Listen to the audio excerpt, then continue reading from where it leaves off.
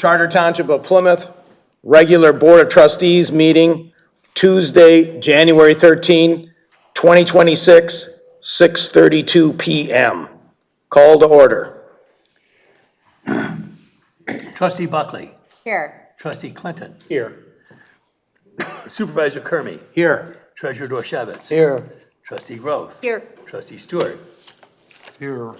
Clerk Borba, here. We have a quorum. All right, Pledge of Allegiance.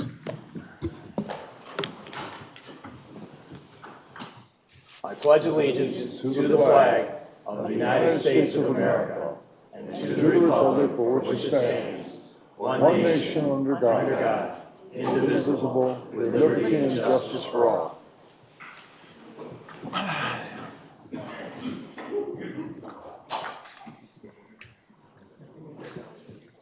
Approval of the agenda. Mr. Supervisor, I move for the approval of the agenda for Tuesday, January 13, 2026.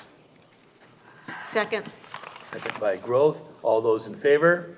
Aye. Aye. Motion carries. Approval of the consent agenda.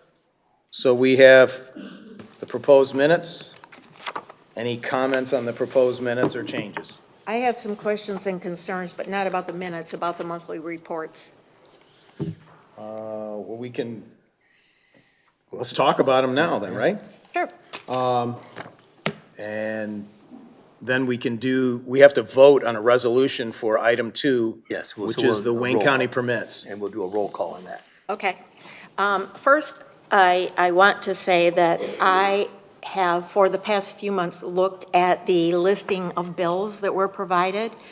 And this month in particular, it is 37 pages long, and I can clearly read 7 of those pages. And my aging eyes do not allow me to see detail on most of the other pages.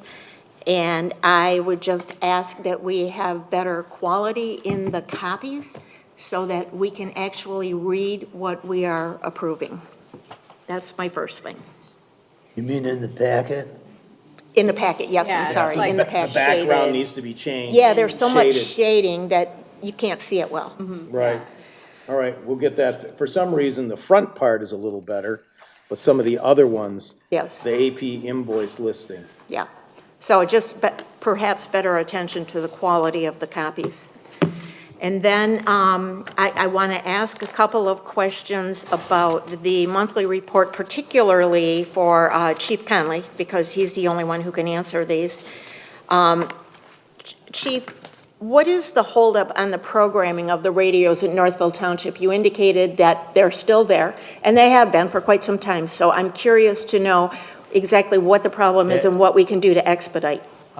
In short, nothing. It's through the state. They have one person through the MPSCS. Director Fell can attest to this too. There's like one person for the whole state to program like every radio in the state. Wow, It's ridiculous. it is ridiculous. But we are, basically, I've been told we are next in line and we should have them soon. Okay, I would just like us to Hopefully. stay on top of that because you did all the work to get the grant, to get the I know, radios. it's a, I don't know, I'm Yeah, not gonna talk too much about the We system. need to see them. And I also wanted to ask you, I assume the answer to this is no, but I've not officially heard, were we turned down, denied the request for additional staffing? For the SAFER grant? Yes. But Yeah, we haven't we haven't received anything saying we didn't get it, but the award period is over and we didn't get it. And Okay. it's federal government's information you have to glean through and figure out. In one place, I saw that they would be notifying us, and then I read through a little more and found out another place that said they wouldn't be notifying us. Okay. So somewhere in right. between. All right, I wanted to know about that. And then I noticed when you refer to mutual aid in the monthly report, you refer to Northville City Fire Department. And because of what's actually going on that people perhaps do not understand, are you referring to the city of Plymouth or are Yes. you referring to the Well, city of Northville? We don't, it's one department. So it's the Northville City Fire Department provides services to Plymouth. So Okay, so it is technically the Northville City Fire Department, so It's one technically- department, yeah. Yeah, so technically speaking, the city of Plymouth does not have their own defined individual department. Yeah, well, they contract with the city of Norfolk. Right, they yeah. contract. Yeah. So when we get assistance, who is providing the assistance? Depends. If a city of Plymouth unit's available, we'll get a city of Plymouth unit. If not, we'll get a Northville unit. The key being, if they are available, they provide it. If they are not, they do not. Okay. Yeah. And then the last thing is, I always make it a practice to look at your monthly report, in particular as it relates to the rescue and emergency medical runs. And I noticed on this month's report, it shows you do it by shift and you do it by station. And it shows this month that there were 6 rescue and emergency medical service responses on shift A, 6 on shift B, and 8 on shift C. And that would indicate a total of 20 EMS runs. And you indicated also that HVA transported 111 patients and we transported 40. So I don't know if something went wrong with the report. So we transitioned to nearest this month. The NFIRS, I'm sure you're familiar with NFIRS, is gone. Okay. And they've replaced it with this nearest system. And I've already had a problem today with gleaning information. I had to contact Clemmis because they didn't choose to do it at the beginning of the year. They choose to do it in the last month of the year. Of course. And it's really skewed a lot of our stuff.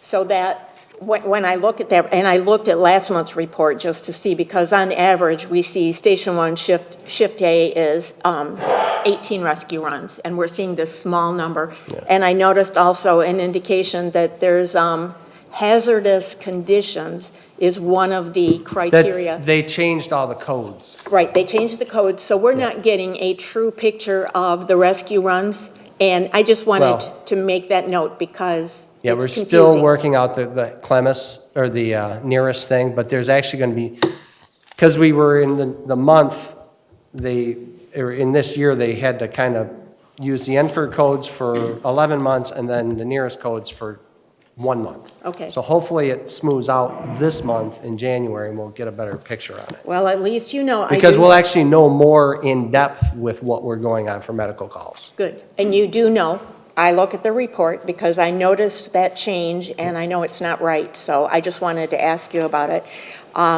Those are the only questions that I need to speak to regarding the consent agenda.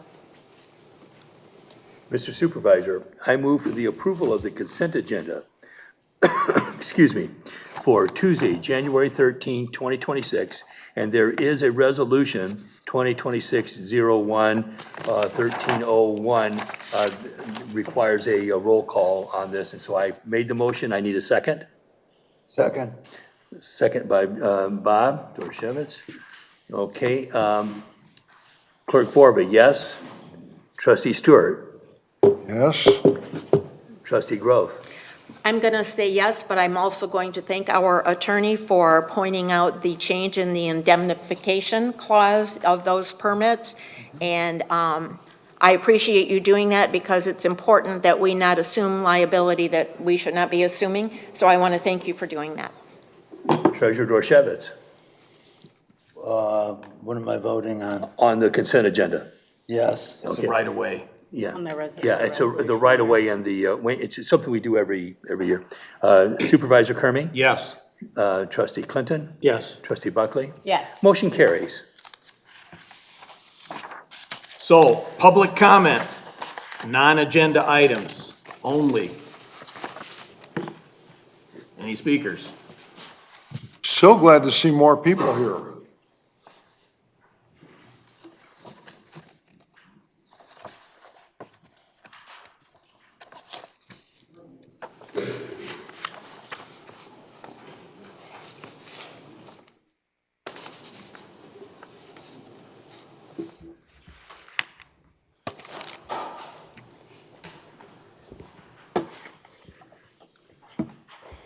Mary Pine, like this? Okay. Here are significant points about the recent Joint Planning Commission and Board of Trustees meeting on the master plan. McKenna Laura Hall proposed areas of concern based on a survey of 800 people, less than 3% of the residents. Greater participation is vital to our community's future. Is the appropriate effort being made to get citizen input? Is this intentional or unintentional? This survey clearly reflects her point of view as one mostly answered her questions. Keep in mind, McKenna frequently references a U of M public participation study that never included residents as stakeholders. Many of McKenna's statements appear to reflect social engineering, not planning, as evidenced by the concern for the missing middle, instead of planning for the traffic and truck traffic problems that have resulted from their planning failures. Lisa Hart has had to apologize twice at board meetings because trustee Groth does her homework and uncovered missing considerations. Planning Chair Dennis Zabolski stated that he wanted to maintain the character of Plymouth Township and be open to trends. Are these competing goals? Does this reflect a standing on the fence approach with a history of pleasing others rather than the residents? Don't forget the racetrack fiasco. Dennis's name appears on page 21 of the Northville Downs versus Plymouth Township lawsuit. Also, Laura Hall stated that all the PDU items were met for the racetrack. Others begged to differ. How can residents trust PUD considerations after everything that happened? Planning Commissioner Dave Ladowicz expressed concern for builders. Should he even be on the commission? The presentation of townhouse photos went west of the Red Olive on Ann Arbor Road, and then asking for opinions on building townhouses on the Arby property by Laura Haw clearly demonstrated a builder's bias. Do we want to become an urban crammed community because builders want to squeeze profit out of our community? Dave was also pushing for higher taxes. If our previous supervisor hadn't wasted money for things like an $80,000 architectural study for a fire station that even firefighters found unnecessary, the township would be better off. Toll Brothers Plymouth Walk by the railroad tracks is a prime example. McKenna and Dennis Zabolski have shown by their actions that they care more about profit than the character of our community and our looming traffic problems. The cart, again, has been put before the horse. Township ordinances in general need to be reevaluated first. Trustee Groth is a valuable resource as she worked in the township since the 70s, clearly has proven dedication to research and deeply cares about what the citizens want. Ideally, an in-house planner would be more accountable and committed to the township. Dennis Zabolski, Dave Ladowicz, and Tim Boyd all have expired terms on the Planning Commission. Thank you to Tim Boyd for his dedication to green space and especially trees. The racetrack effort resurfaced. Why, as residents, we chose to live here, what needs to be protected, and the ambience that should be maintained. McKenna simply appears to be a slyer version of Gary Heitman's wanting to fill up green space. Slowing down the process and getting fresh thoughts are invaluable. Please make an effort to participate in the master plan decision and spread the word. Thank you. Anyone else?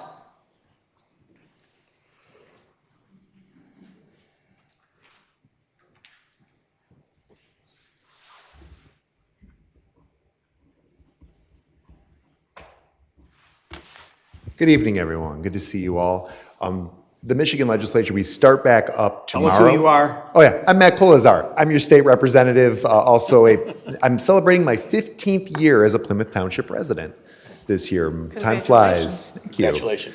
So tomorrow, the legislature starts back up tomorrow. And what I'm here to talk to you about tonight is just, I want to give this entire board a heads up that it is a lot tougher these days to get any funding grants for local projects. We also have a requirement that means we need to go 45 days in advance. We have to make sure we are submitting them before any vote. So if the board is interested in looking at any type of potential funding for any local project, supervisor, I encourage you to reach out to my office. I'd be happy to have that discussion with you or anyone on the board to see if there's anything we can't do for anything you're looking at here in Plymouth Township. Thank you. What's the format look like typically? Is there standard form? So generally, no. We have our own form we fill out that basically talks about community impact, economic development, what is in it for the community essentially, and also why should the state invest in this. For example, and the format has changed to where now we have to give 45 days advance notice before a vote, and we have to personally testify on it. Now, we followed a looser version of that last year in which we were able to get funding for Schoolcraft College for a new masonry facility that they are building. But in terms of what it used to look like, we used to just fill out a form really quick. We could informally talk about those things. It's a much more formal process now for us. But the biggest thing I've learned is I have to talk to our local leaders early, a lot earlier than we used to. So I'm here kind of to sound the alarm on that because it's much earlier than it used to be in the past. All right. My understanding is last Friday, there was a statewide TV show that said the state of the state budget would not be, or the state of the state message by the governor would not be given until February 25, and that the budget would not be presented until March. And you and I know, as from experience, you really can't do a lot of substantive work until you have a state of the state and you have a proposed budget. And we all know, and I appreciate the fact that you were willing to come and say, money's going to be tight. So is that the schedule, February 25 and then March? From my understanding, the state of the state is happening in late February. That is correct. And then, of course, then when she delivers her budget will be in the month after that. That is correct. I prefer to, regardless of we may not know exactly how much funding is going to be available, I prefer to be out in front of it, and I would rather at least get the requests ready. If we don't get them, we don't get them, but I don't want to not get them because we weren't having these conversations early. And you might be our state senator because you filed to run for state senate? That is correct. I got a question for you. The roads in our neighborhoods, most of them are in really bad shape. And I was short. I couldn't have been more than 5 seconds. Oh, I was going fast because I was cognizant of the timer. And in a lot of the cases, that's due to some issues in the late 90s with the additive of a chemical. I forget what it was called, ASR or something like that. But the point is that, you know, they're crumbling. And you walk neighborhoods when you campaign, you see it firsthand. Is there any appetite at the state for assisting local neighborhoods with rehabilitation of their roads, given that under the current practice, a neighborhood would have to pass an SAD and pay for it themselves, and some of these neighborhoods could get extremely expensive. So when the roads package that was passed last year did provide for a much higher amounts of local road funding, but I'll be honest with you, especially because this is a township, a lot of that still does run through the county, which I know does create its own hurdles and its own challenges. It was something I've brought up many times. I sit on the Transportation and Infrastructure Committee now, and I continuously am talking to the chair, Pat Outman, and I said, what are we gonna do for townships? Because they continuously, their local roads get neglected just because of the basic format of things. That issue has not been solved yet, but it's something I continue to talk about because I live in the township. You're right, I have rolled it more than one ankle walking some of the local roads in the township. But I do think that the way it is structured right now does put you at a disadvantage. It's something I continue to talk about. Well, I have a couple of points, but Southeast Michigan has a large chunk of its population living in townships. And second is Wayne County has 42 million in what they call the neighborhood road funds, but it doesn't appear that it's what we think is a neighborhood road. Do you know anything about that designation? Because they have received more than normal, I think, more than what they would normally get with Act 51. So with that 42 million on the line item, you always wonder, we should get more because we're a neighborhood and we have more than county roads. So we're trying to work that, but nobody has an answer at the county. I'm absolutely happy to look into that because I would like to know as well. There's a document that has all 83 counties and it breaks down with the Act 51 and then neighborhood roads and some of the increase. And so if you don't have it, I'll get it to you. You probably have it, but I'll get it to you so you can look at it and you can see the numbers. Appreciate it. All right, thank you for your time tonight. Well, anything you can Thanks do for coming. anything you can do for seniors and real property tax reform. Absolutely, that's apparently on the agenda, so we will see. Get rid of the income tax and we can compete better with the southern states. Get rid of all taxes and we'll love you. Thank you very much.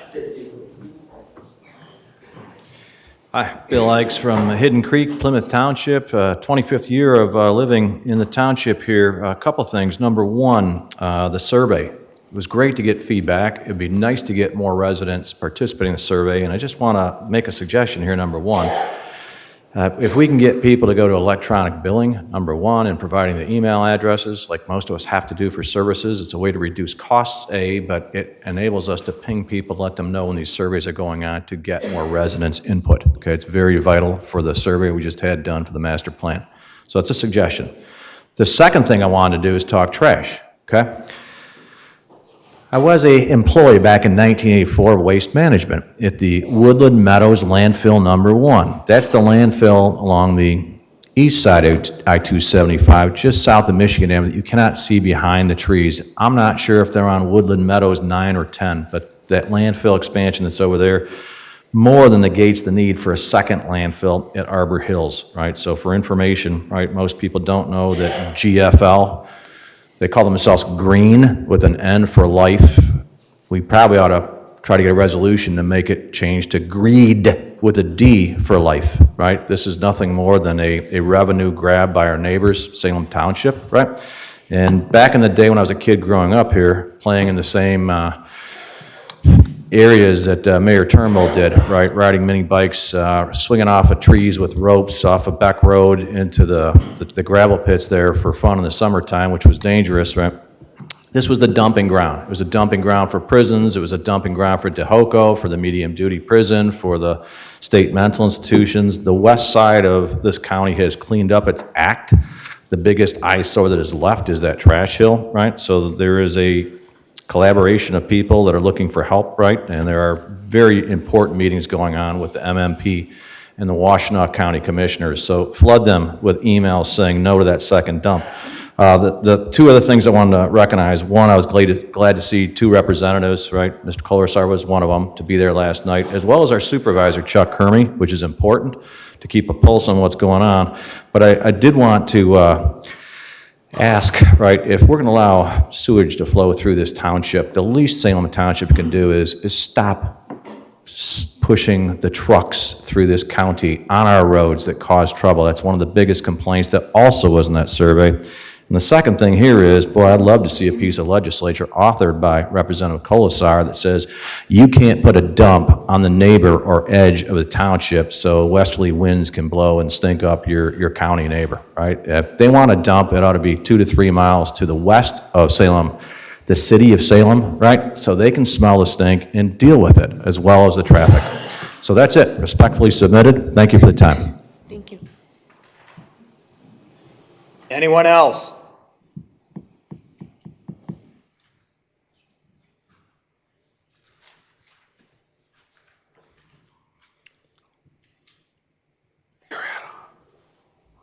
Hi, it's Paul Scholes from Green Meadows in Plymouth Township.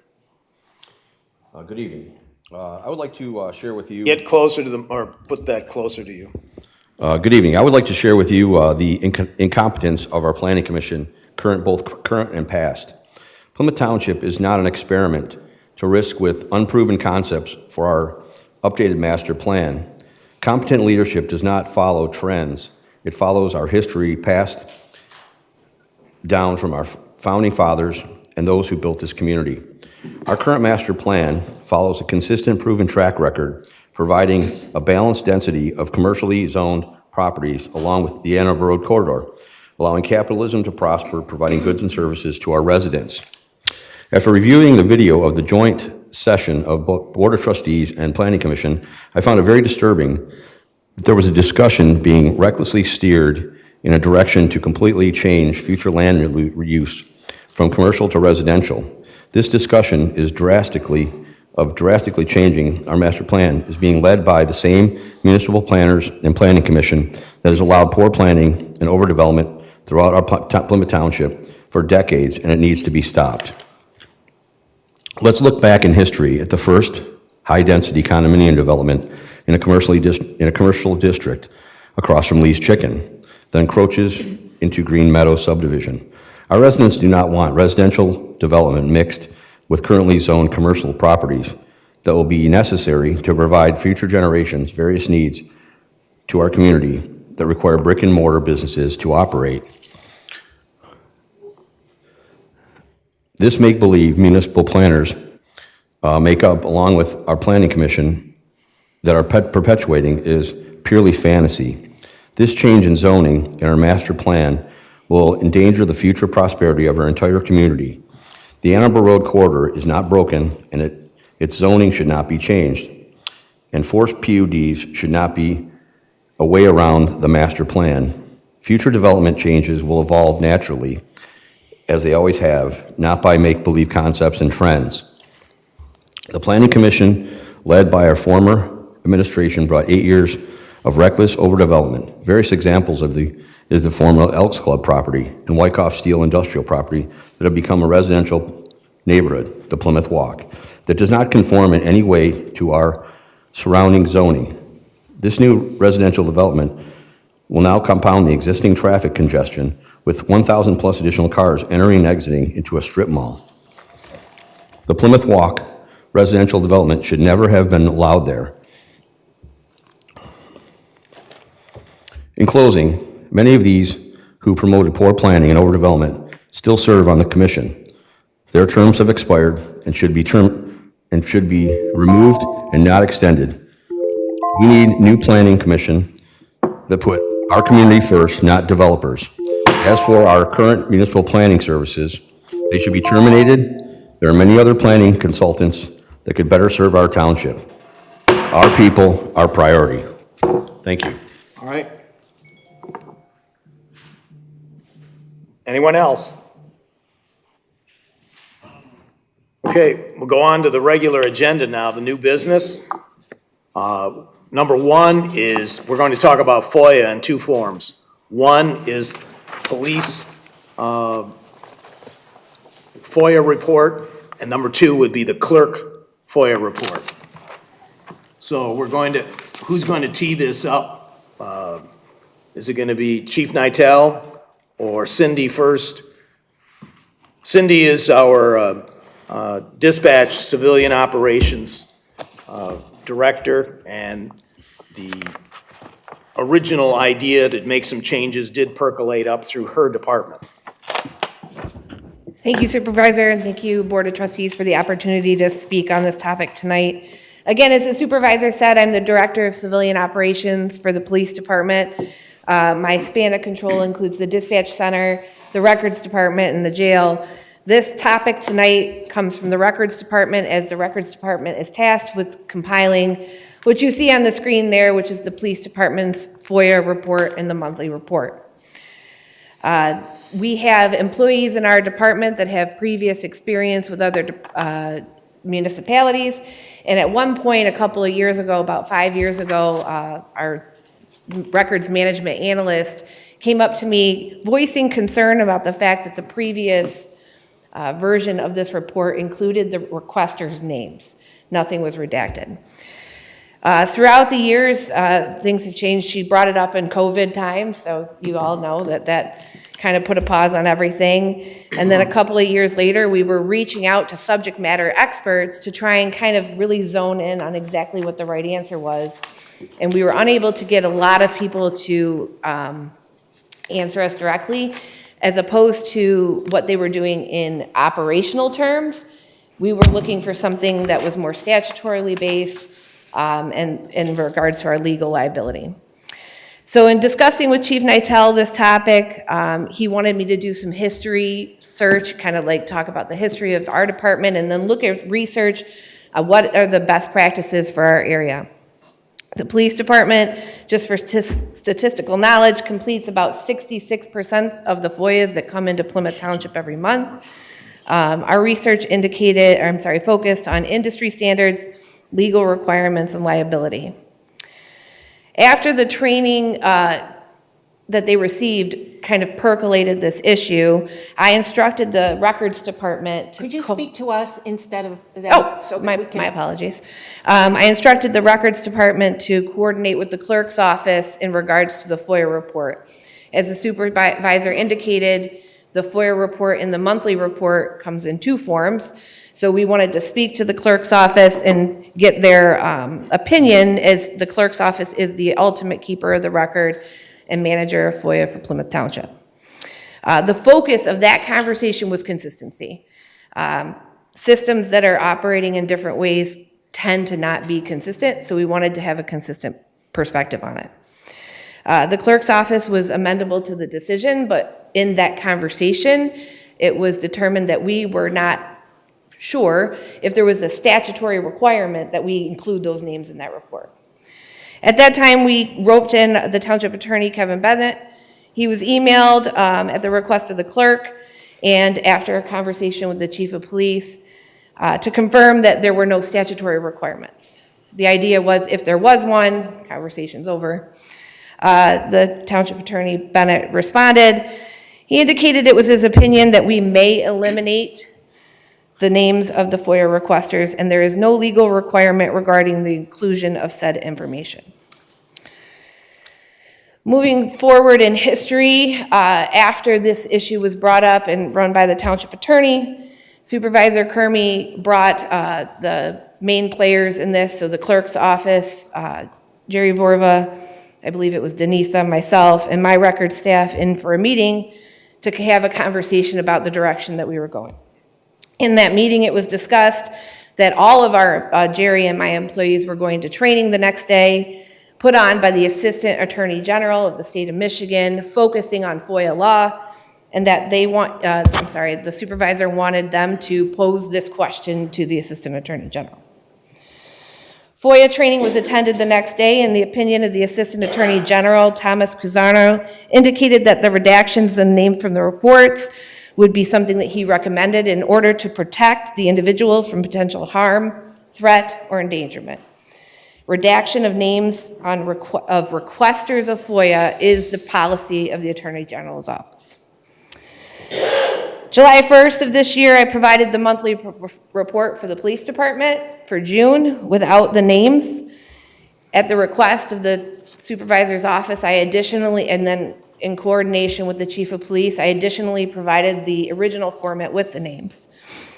After a conversation at the supervisor's office level, it was decided to move forward with the report without the names.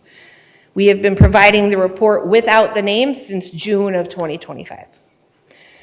In regards to the research that was conducted, initially the supervisor asked me to reach out to 3 local jurisdictions, kind of take the temperature of what they're doing. We're looking for best practice measurements.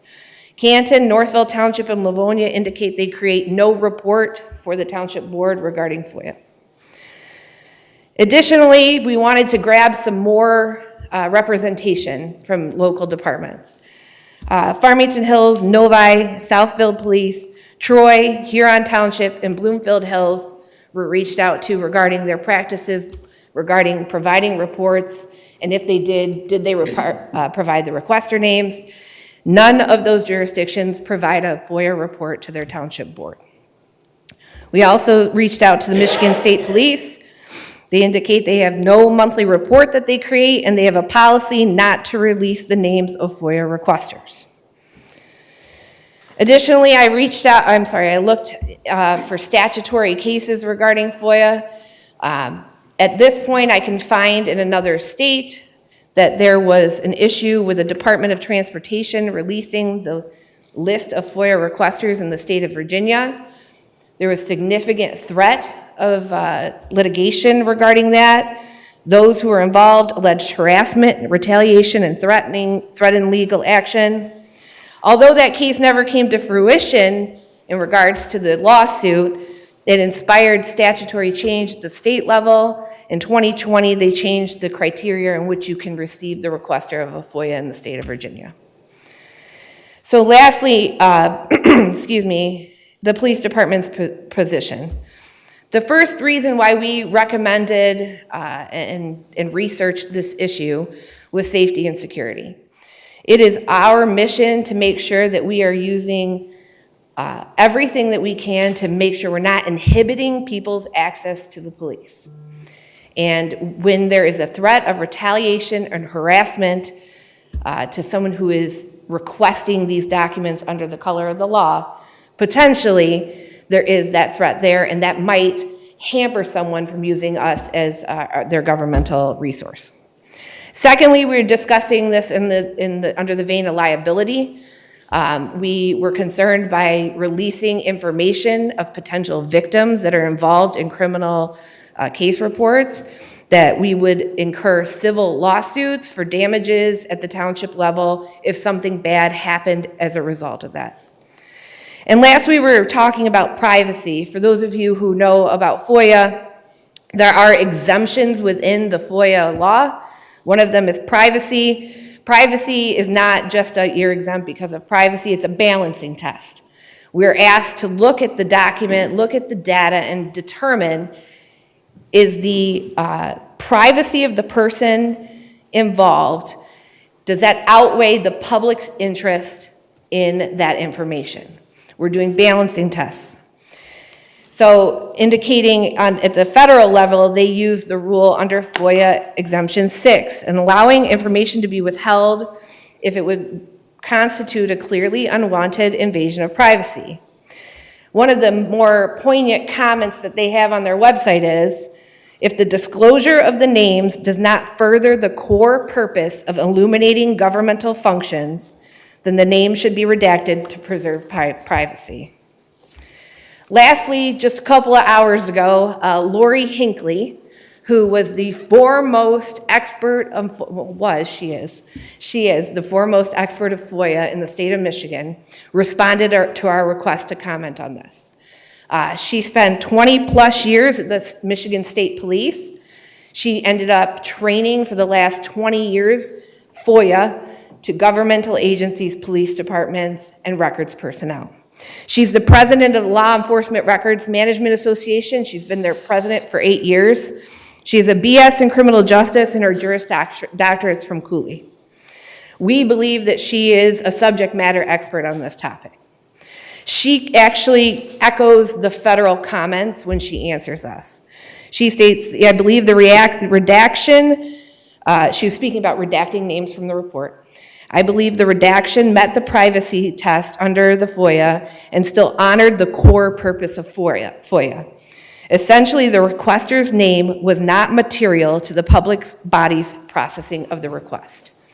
And to just clarify that, when we process FOIA, we don't consider who the requester is. We process the data based on exemptions and non-exemptions. Who is requesting is not something that is material to how we do our job, and that's why she states that it can be redacted. Thank you. Questions? So the issue is whether we include the name of the requester on the Correct. report? It was the police department's recommendation that the name of the requester on all FOIA reports be removed. And what's the other side of that argument? Why do people argue that we ought to? I would be happy to present the other side. I did my own research. The purpose of Freedom of Information, it's a federal act, it's binding on all states, and subsequently all states have their own FOIA laws that are binding on all public bodies. The public body is defined as any body created by state or local authority and primarily funded by state and or local authority. That certainly includes the Charter Township of Plymouth. I have taken the time to read and print Chapter 15 of the Michigan compiled laws as they relate to FOIA. The specific intent of the act is clear. Much like the Open Meetings Act, it is a pro-disclosure act. The intent behind the law is to open doors to public information and to provide the public access to this information without censure, without politicization, and without regard for personal bias, favoritism, or discomfort. Information generated by and actions of the government should be as transparent as possible.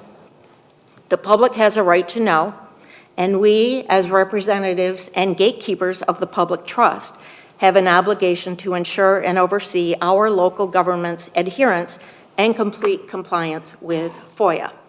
Historically, the report that we are referring to tonight, as you see up on the screen, was designed to advise elected board members of the status and compliance of FOIA requests. This is not put out to send an alarm to the public, so-and-so asked for a report. It is put out for the board because we are the authority that hears any appeals on denials of FOIA information. As such, it is inherent that we have some information about what is going on with FOIA and that we ensure that it is being complied with. Now, I would like to refer to these reports in particular, Police Department and the Clerk's Office, and note that these are incredibly generic reports. It says the date of the request. It says the company name of the requester. And when it refers to the information that is being provided, it says police records, assessing records, clerk's records. It does not say accident report. It does not say domestic violence assault victim, because the people who are requesting are not assumed or perceived to be victims. They are actual human beings who request information, and we all have the right to do so. I believe that crime victims have rights, but I could question, how can you classify a person who requests a report as a crime victim when that has not been ascertained in a court of law? I'm also asking my colleagues to continue. Would you repeat that sentence? A person that is referred to as a crime victim is done so by the police department, but we as board members and you as citizens don't automatically assume that every person who requests a report is a crime victim. Crime victims are proven in a court of law. They're not just automatically victims because they make a report. Because the fact of the matter is that people are humans, and humans don't always tell the truth. And I'm not questioning anyone's integrity. I'm simply stating that I believe we are making more of this than we need to. I have talked to a 31-year clerk in Oakland County. I have talked to a 25-year FOIA coordinator. And the reality is that when you present your report, it shows the date of the request. It shows not just the name. FOIA laws have been upgraded to show name, address, and phone number of the requester. It shows specifically what is requested. A police report for a dog bite, a police report for a domestic violence incident. Show me where on these reports any of that specificity is being done. We are getting very generic, very general information, and we get that so that we can oversee the application of FOIA and compliance with FOIA. We do not ask for specific personal information. We do not get into specific personal FOIA information. And I want to go one step further and state that our FOIA coordinator is the clerk.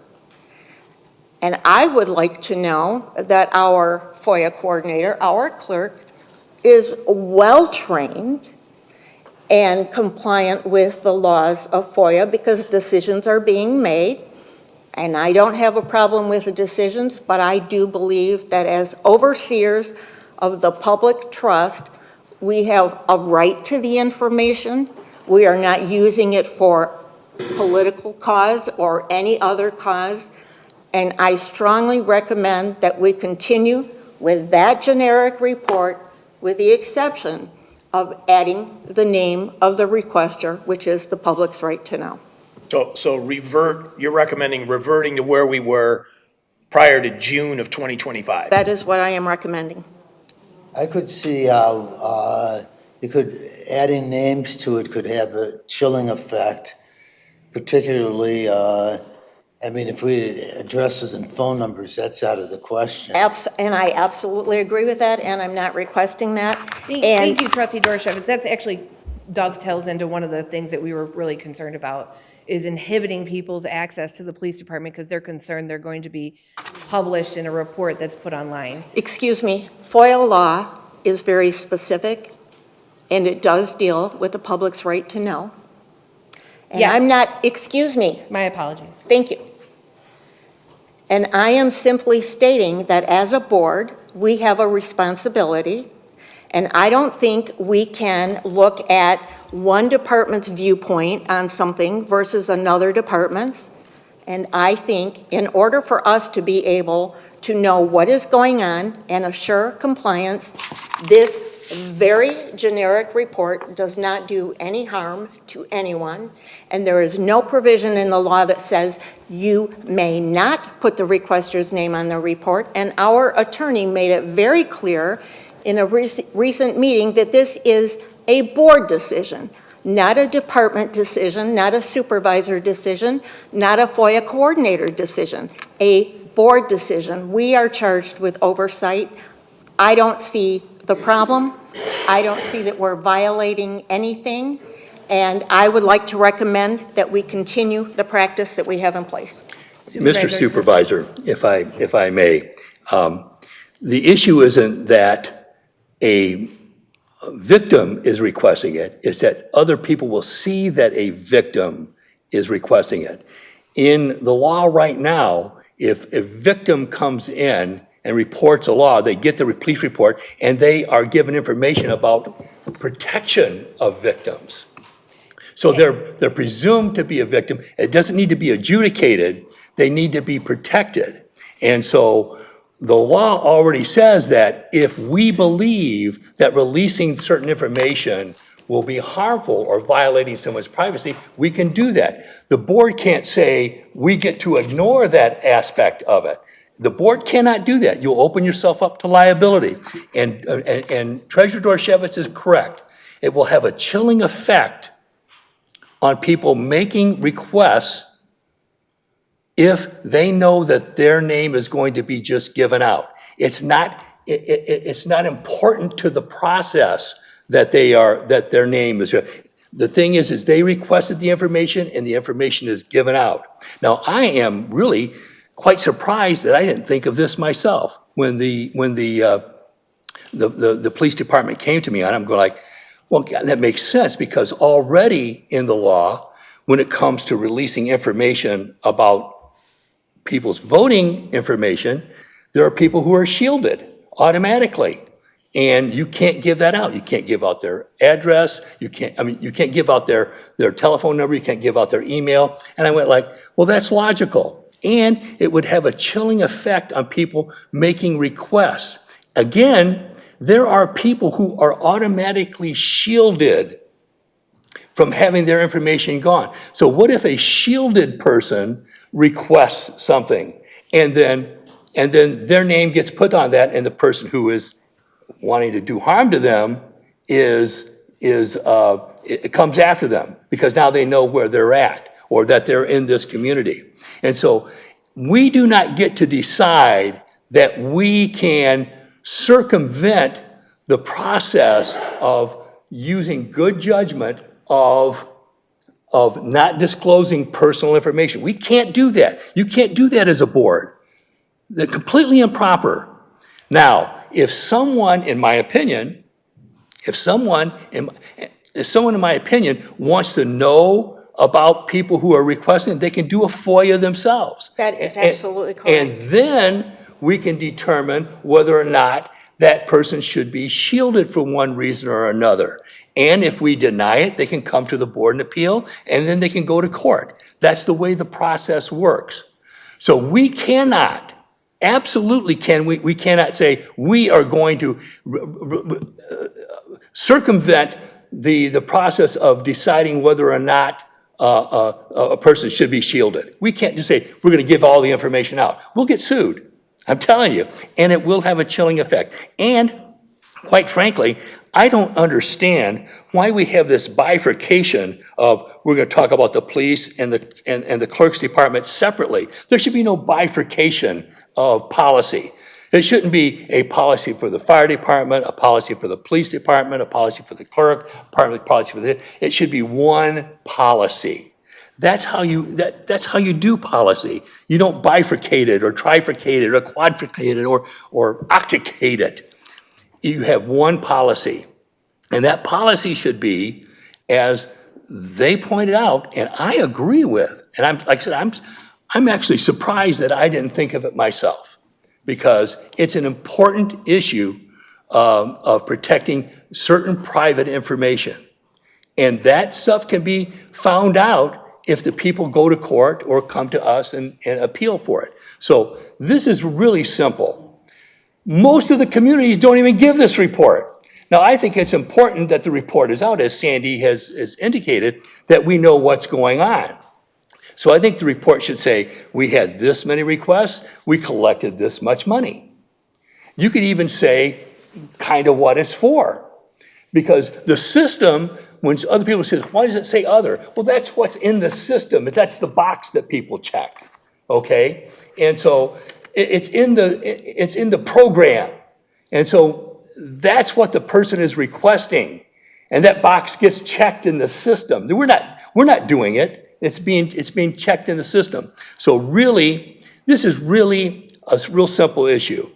We need to have one policy. The policy should be that we don't release that information unless it's FOIA'd and the person goes through the process to find that every month someone could FOIA and say, who asked for this stuff? And if it's someone that should be protected because they're a victim or because there's some other privacy issue, then we can ascertain that. But sometimes someone who is in a protected status may ask for something, and if we disclose that, we could stand liability. And who is determining, where does it say in FOIA law that the purpose of the law is to provide people protected status in the first place? And secondly, who is determining protected status? And thirdly, I was in a conversation with the supervisor, the chief of police, and Ms. Fell, and I said, if you are seriously concerned about the name of an actual victim being on the report, redact it. And I was told it's too much work because that means we have to go back and check. May I speak to that? That's exactly what you said. Okay. It's She true. said, I just let me wanted to finish, clarify. please. Okay, thank you. I said redact it, and she said, that means we have to go back and check every report and determine where there's actually a victim. So what I'm saying is I am not being unreasonable in my request. A citizen who requests a report is subject to identity because of FOIA, because we have an obligation to the public. I don't see the problem. We've done it historically for a reason, and I don't see any reason Can for I us speak to to your change first that. comment in regards to protected people? So there are statutory requirements under the FOIA regarding certain things that we don't have a choice on. Right, and we're So not, they're not releasing any personal information about anything that in they're certain requesting. situations, your name is an issue of privacy that we have to address. And so there are privacy exemptions, there are crime victims' rights exemptions, there's all sorts of exemptions within FOIA. But all of the Speaking to Trustee Vorva's solution that I think is clean and genius is people who are interested in the FOIA requester list. FOIA, the Ha- FOIA. You FOIA the FOIA. You can FOIA the FOIA requester That's list. what kicked this whole thing And if off. that doesn't Which work, then will- FOIA the FOIA that FOIA. Which will Somebody did allow the township clerk's office and the police department to do what we're required to do, which is an appropriate analysis of what we're releasing. And then we can release what we believe at that time is appropriate. Additionally, as you spoke to on that conversation, it allows us to account for our time. If we release this information now, and my staff is required to go through, I don't know how many is on there, 22 to potentially 40 requests every single month, we are taking on additional man-hours that we are not required to take on. And under the FOIA statute, I'm allowed to bill for if someone requests. Absolutely. So we're passing up on a small revenue stream. We're incurring additional liability that we do not need to incur because the public still has the same access to the information. It's just in a way that's going to reduce our liability and streamline both of our processes. Because, correct me if I'm wrong, Trustee Vorva, at this point right now, you guys are redacting manually people who are on protected status. Right. So How do you if they determine were to adopt the process that we have adopted in the police department to remove that column, it's kind of like an Excel spreadsheet, you remove that column, it kind of streamlines the process in the clerk's office.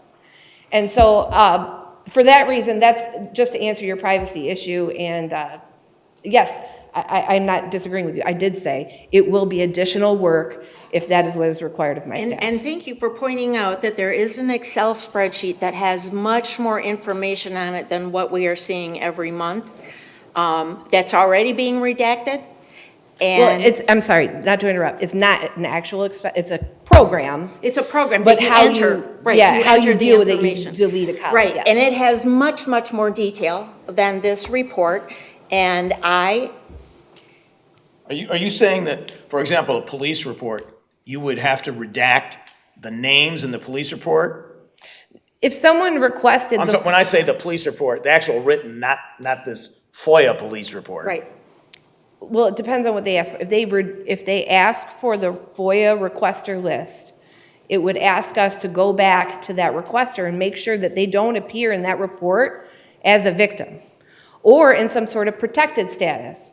So if your name is associated with a crime in a report, I believe Trustee Groth brought this up, that has not been arraigned in court yet, I can't release that you're tied to a charge yet because it hasn't happened, right? So there's not to muddy the waters with all of these things that we have to consider, but yes, if we were to be publishing this report and reviewing it, it would be on a case-by-case basis. We would have to go back to the original police report. My staff would have to ascertain their role within the report, which is not always clear. This is not a liability zero solution. We all have people in our lives that have 2 last names in a family, right? So there's only certain information that we have available. And if dad has a different last name, but it's a domestic, I might not know that. The only zero liability solution is removing the names and then operating with the request for the FOIA requesters under the FOIA statute and then doing the analysis from there. Well, the absolute zero liability risk is no report at all. and we don't have that option under FOIA. Why There's did no you- statutory requirement to report. Right, she said there's no the surrounding communities are not doing it. That doesn't mean that it's wrong. We have been doing it historically, and I explained why it has You been know about done. when we started, what year? It's I been went back years. probably 15 years and found it. Yes. It might be longer than that, but that's. It was before I got here. And quite frankly, if the board wants to make the decision, you can ask that that report just be provided to board members and not to members of the public. But I think you're usurping the intent of FOIA when you do that. I don't know I if will you. say that what we're given as it But once we stands create a now, document, She's talking. oh, I'm sorry, I didn't read it. I hear you. as it stands right now, the documentation that we're given, I mean, it basically says nothing. Right. I mean, we might as well just not get the report, save you guys the time and effort. I don't see as a trustee what benefit it does for me in my, when I look at the police reports, this is these You're not are. looking at a police report. You're looking at the fact that someone requested police records. It is that generic. I'm talking about the summaries that we get. That's Right. more informative to me as a trustee because, we pay for the police and fire and it's good to know where our money is going. But as far as FOIA, I would rather discuss what are the benefits to us as trustees to get that information. I guess I'm just not seeing it. Why we need to know the requesters. Give me some examples. Well, I think first and foremost, the reason that the previous board started doing this was to ensure that the departments were complying with FOIA law. If you don't ever get a report, you don't know if we're getting FOIA requests. You don't know if FOIA requests are being answered. I'm not talking about arbitrary decisions. I'm talking about across-the-board decisions. When I look at that report, I'm not looking to see, Dwayne Zantop asked for this report. That's not the purpose. It's to let us know, in our role as the public trust, it's to let us know people are requesting this and they're getting it. And the name of a person is not private information. The name of a victim. The name of the person isn't important to your point. You said it wasn't important, so why put it in there? I So mean, I why agree not? with you. I'm don't. asking why not? We've always done it. Yeah, but you don't have If you're just looking to to. see if it was done, then the requester doesn't need to be on there. It's not germane To your to the point. process of FOIA. I- It's not about the sunshine law. I did not write FOIA. I did not establish this procedure. I am simply stating that as a board, we have oversight responsibility. I personally am not going to vote for approval of a consent agenda that does not include that report. If you don't want to make that public to the public, that's your issue. But as a trustee, I like knowing that this is being complied with, and I have a responsibility to ensure that it is. And that's just a little way to show me that it is being complied with. But that has nothing to do with who the requester is. The report can have all that information. We charge this much money, we had this many report. There's no problem with that. The problem is including that requester in there might cause a problem. So just don't include it. We're repeating ourselves now. Okay, so, I trust the judgment of the police department. How about if we ask the attorney? He already did, and he said they Yeah, may he said it's a board remove you. decision. Yes. so let's hear it again. The decision to be made is by the board, Yes. right? Well, I think we talked about that before. So the board can decide to leave the current status quo. We can revert to the old process of disclosing the requester names, or we can do no report at all. Really is that right? We have three alternatives? Can anyone think of another one? But including the name, Counselor, would it not incur a potential for liability? Conceivably, yes. Thank you. Potentially breathing incurs liability. I know. Let's be honest here. So why incur it? You know, the information can be given to us and the public about how many, how much, without putting the name in there. I think my point is I don't understand why the process has to be changed. For that reason, I don't see it. for the liability We're reason. concerned at the police department level that we went out and got all of this knowledge and made ourselves smarter, and now we can't unknow it. So prior to knowing the things and reaching out to the subject matter experts and getting their official opinions on this subject, we didn't have those data points to make decisions by. But now we're in a position where if that conceivable issue occurs and our feet are held to the fire, we're going to have to say, yeah, we were aware of the potential liability that existed, and We did it anyway. yeah. And the same applies. Non-negligence. And the same applies to everyone else who's done their research and checked information on this.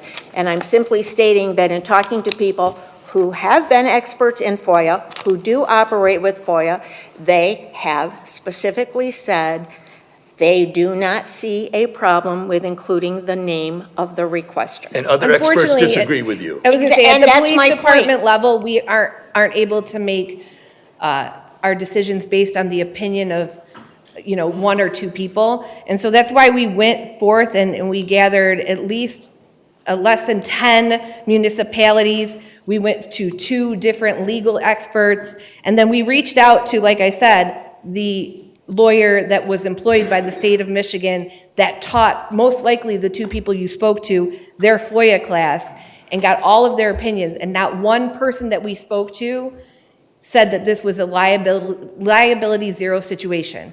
That if you wanted to reduce liability for the township, you were to take the names off the report and let them follow the process that exists by FOIAing the list. So, John Stewart, you were raising your hand earlier. If you want us to come back to you, we will. No. I'm for the full disclosure. And what is the Which- definition of full disclosure? Put the requester's name? Yes. Sunshine. We got to get at the truth.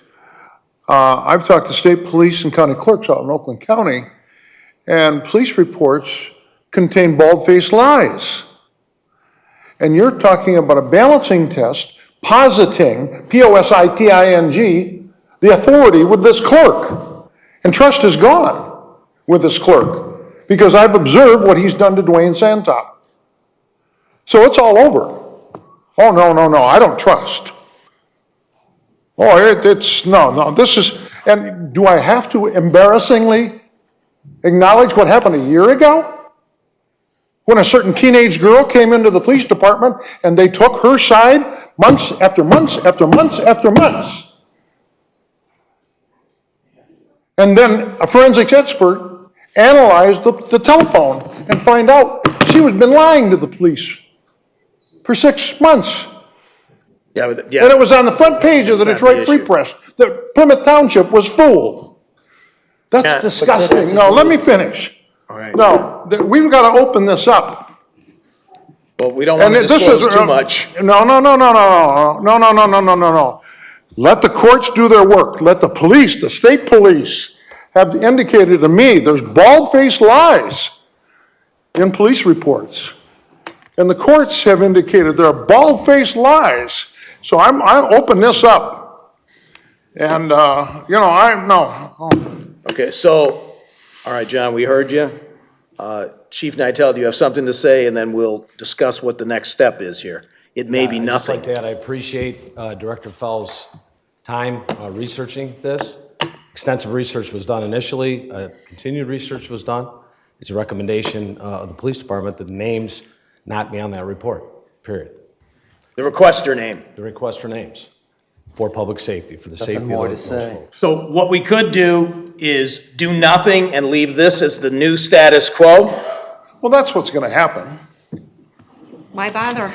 or we can take a motion, if we can, to change it to one of the other two alternatives, which is revert to the old status quo, which disclosed the requester's name, or do nothing.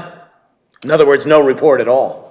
I would like to point out, Chief Nightel, I appreciate what you said. I'm not being paid to do the research myself, but I'm also doing the research, and my research counts for something here as well. So although you acknowledge her research, and I appreciate it, I have also done research, and that should be a part of this decision. Well, Trustee Groth points out the gross politicization of the FOIA process. Don't you get it? I can say it pianissimo. Trustee Groth has pointed out the gross politicization of the FOIA process. Citizens have anything Don't you to get say? it? So let's I don't let's think that shine was some sunshine on apparent at it. all. Let's That wasn't disclose the apparent names. at all. I would like to make a motion that we continue status quo. Which is Which is what is in the report, in the board packet today, which is no point in being here. requesters. no requester's name. I But- second the motion. It's a waste of time. But we also need to hear anyone that needs to speak from the public. We want to hear what they have to say before we vote. Going on 30 minutes on this issue. Let's grant Mr. Zantop 3 uninterrupted minutes, which he was not accorded in December. Thank you. Yeah. Last year, Get close to the mic. I was charged with a crime that I did not do. And there wasn't a FOIA, but somebody tipped this person off. And he did a FOIA and put up on social media trashing me. And this was totally outrageous. I did not do the crime. And I would like to be able to see these FOIAs when people do this. So I guess if it's status quo, you're going to see a lot more FOIAs from me. So, thank you. Don't worry, we won't put your name on it. We've been, Go ahead. Well, anyone else in the public, and then we'll come well, back no, here. I'm just talking about the liability. I guess for Sandy, thank you for actually looking at all these things, because I didn't realize that in 2015, for 2015, we changed the rules. I didn't realize that. I always appreciated the old ways. Well, the old way showed the requester's name. Correct. Right. But that changed in 2015. No, No, that it changed in just June of, changed. July of this year. Right, I'm sorry, that's what I meant. So, is it a board meeting? I guess that's the thing. To me personally, I would like to go back the way Sandy did it. Okay, revert That's to what I would like to do, that the way. original old way that discloses the names. Exactly. How many,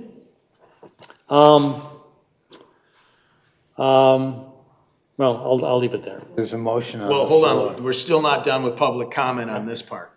You gotta come to the podium.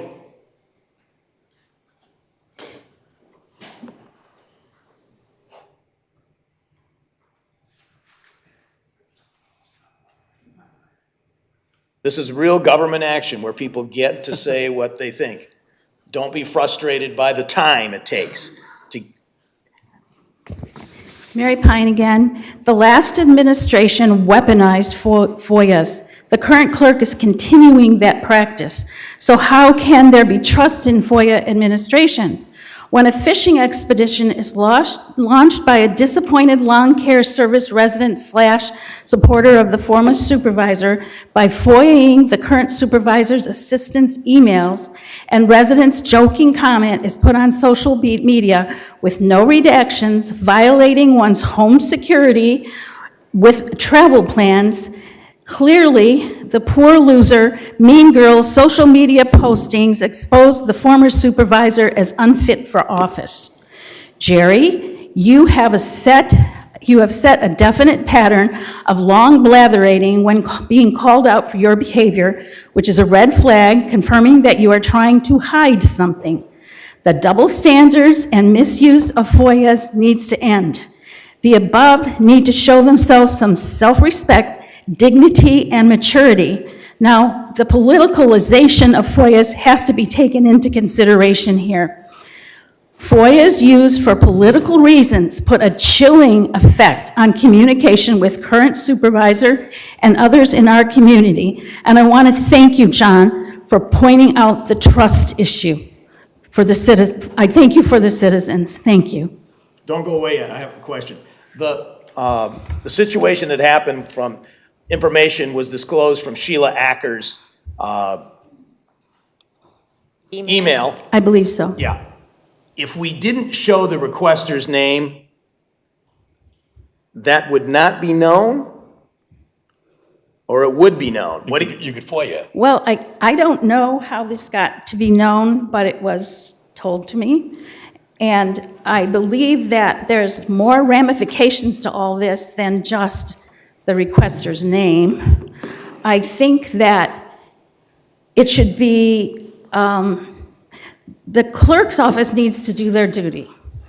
If their duty is to expose to anyone that people travel, and it's easy to find somebody's address, they're making them a sitting duck. And that was just done for spite.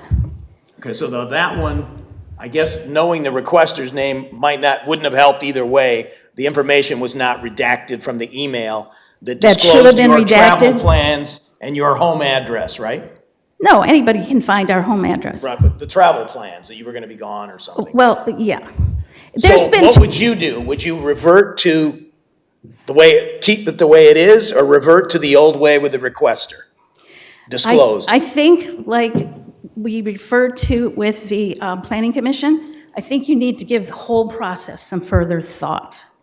Yep, I'm sorry, give what? Give the whole process some further thought. There should be guidelines on redacting, and I don't think you should make a decision tonight. I think you should think about this more. But John got to the core of the matter. This is based on trust, and trust has been completely violated. People don't want to give you information, Chuck. That was done purposely, because they have to make sure they hand deliver it to you, otherwise they're vulnerable.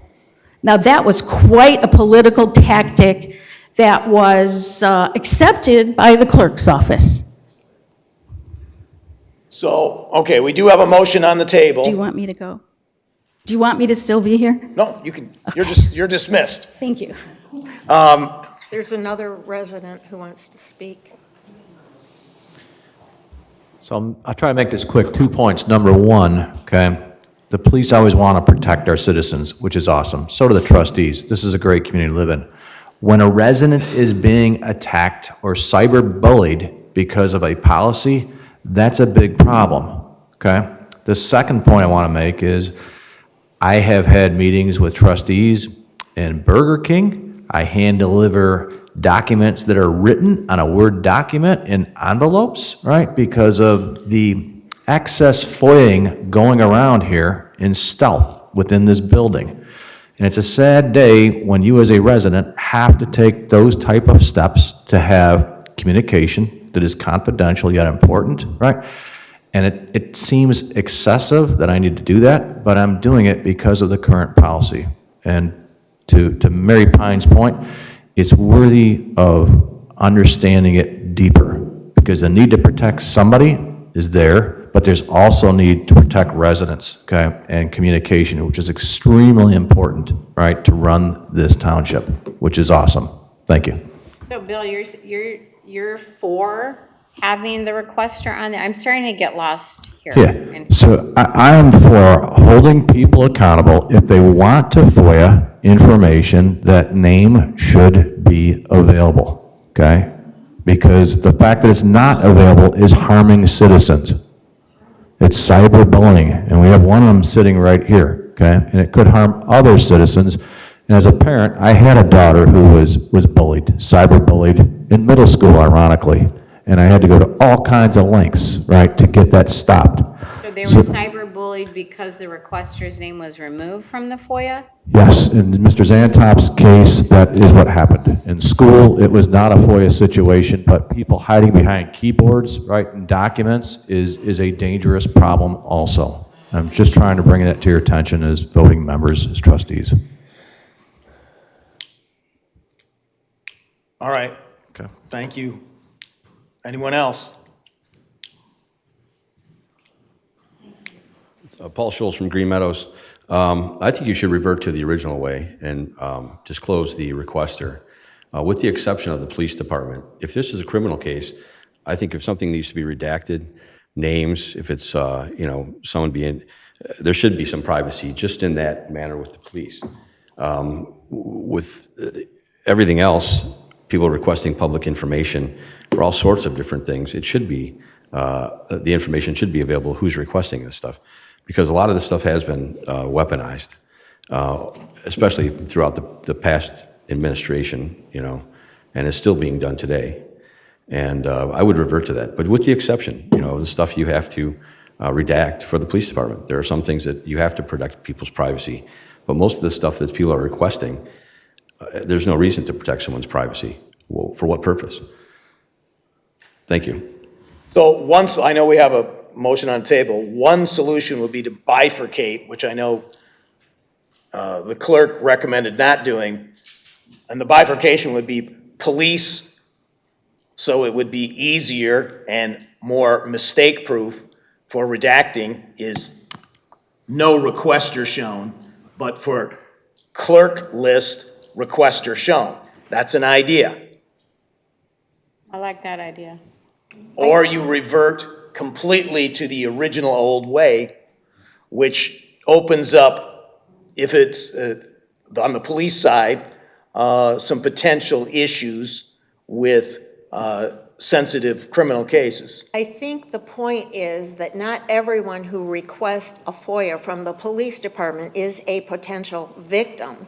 And that is why I originally suggested redacting the name of potential victims, but not every single person who requests a FOIA. Well, you have requested a FOIA coordinator, someone other than the clerk, which would depoliticize the process. Does anyone want it, the offer of the bifurcation? No, of the current item that we have on the floor, which is to retain the present process, which is delete the requester. No. So you don't want to delete that, you don't want to I retract don't. that. You want to vote on it. Because I want to drive towards the bifurcation, because I think that's the best. The problem is. The best that pleases the most and accomplishes the most. The problem is that someone who is in a protected class could make a request and then we not know it. When you say make a request to the police department or to me? Who is the protected class? It could be someone who is protected, like all the people who are protected in our voting system. But you're talking about personal information, and we're not No, no, no, talking no, about no. providing No, no, personal just information. the person's name. Once that person's name, they go, oh, they're around Plymouth somewhere. I'm gonna go look for them. You know what, honestly, Jerry, if I want a police report and I'm a potential victim, I'm not gonna request the report. I'm I'm gonna not have talking about someone else victims. do I'm it. saying that a victim could make the request and we not know it, and then we disclose that name, and then someone finds out about it who wants to get after them. So that's the harm, is that if you just say, we're not gonna do it, but then the person, somebody out there who wants to know who's requesting stuff, they can make a FOIA. And then they can get that information if it's not. FOIA is written to eliminate personal discretion and to provide public information. Yes, it is. No, it isn't. Yes, No, it is. Because the law says that if we believe that giving that information would be harmful, that we can do it. That's a decision that we make. You're putting it to someone's judgment to make But that that's- determination. And that is why I asked that they redact those names. But that isn't totally mistake-proof is what worries me. Nothing What- is totally mistake-proof. And that's Chuck. why you only limit it to people who are curious enough to want to have that information and not have it floated out there to all the public. That's the problem, is that when it becomes universal, then that's the problem. If a curious person wants to know something, they can potentially find that out through the process. And provide it just to the board members and not make it part of the board Well, no, packet. because once the board gets it, it becomes public. So what That's is your what- recommendation, Mr. Supervisor? My recommendation is bifurcate it, and police will not put a requester, and the clerk list will have a requester. And if And then we a can- potential protected person gets disclosed, then we stand liability. I understand that, but that may be an interim step until we further work on it, or the other interim step is status quo, like what we have in the report today, but on the floor right now is a vote to Leave it as revert is. to the original. No, it isn't. No, it's to leave it as it is. He says to leave it as it is. Leave it as is, that's right, okay. Let's take a vote. And if that fails, then let's take another vote on one of the other options. Leave it move as. on. How many FOIA requests do we get? I answer 150 emails every morning. There were 22 for the If, month of like December. 40 in a month? And Ms. Phelps, do you review, are you allowed to render your, I have a lot of professional respect for you. And are you allowed to look at all FOIA requests?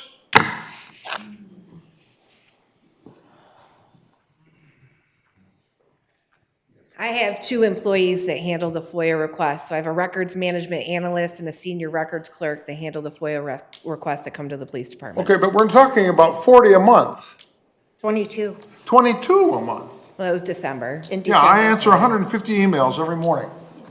So I don't have any sympathy for. I'm not sure what the No, no, question no. is. I want you to have time set aside to look at them.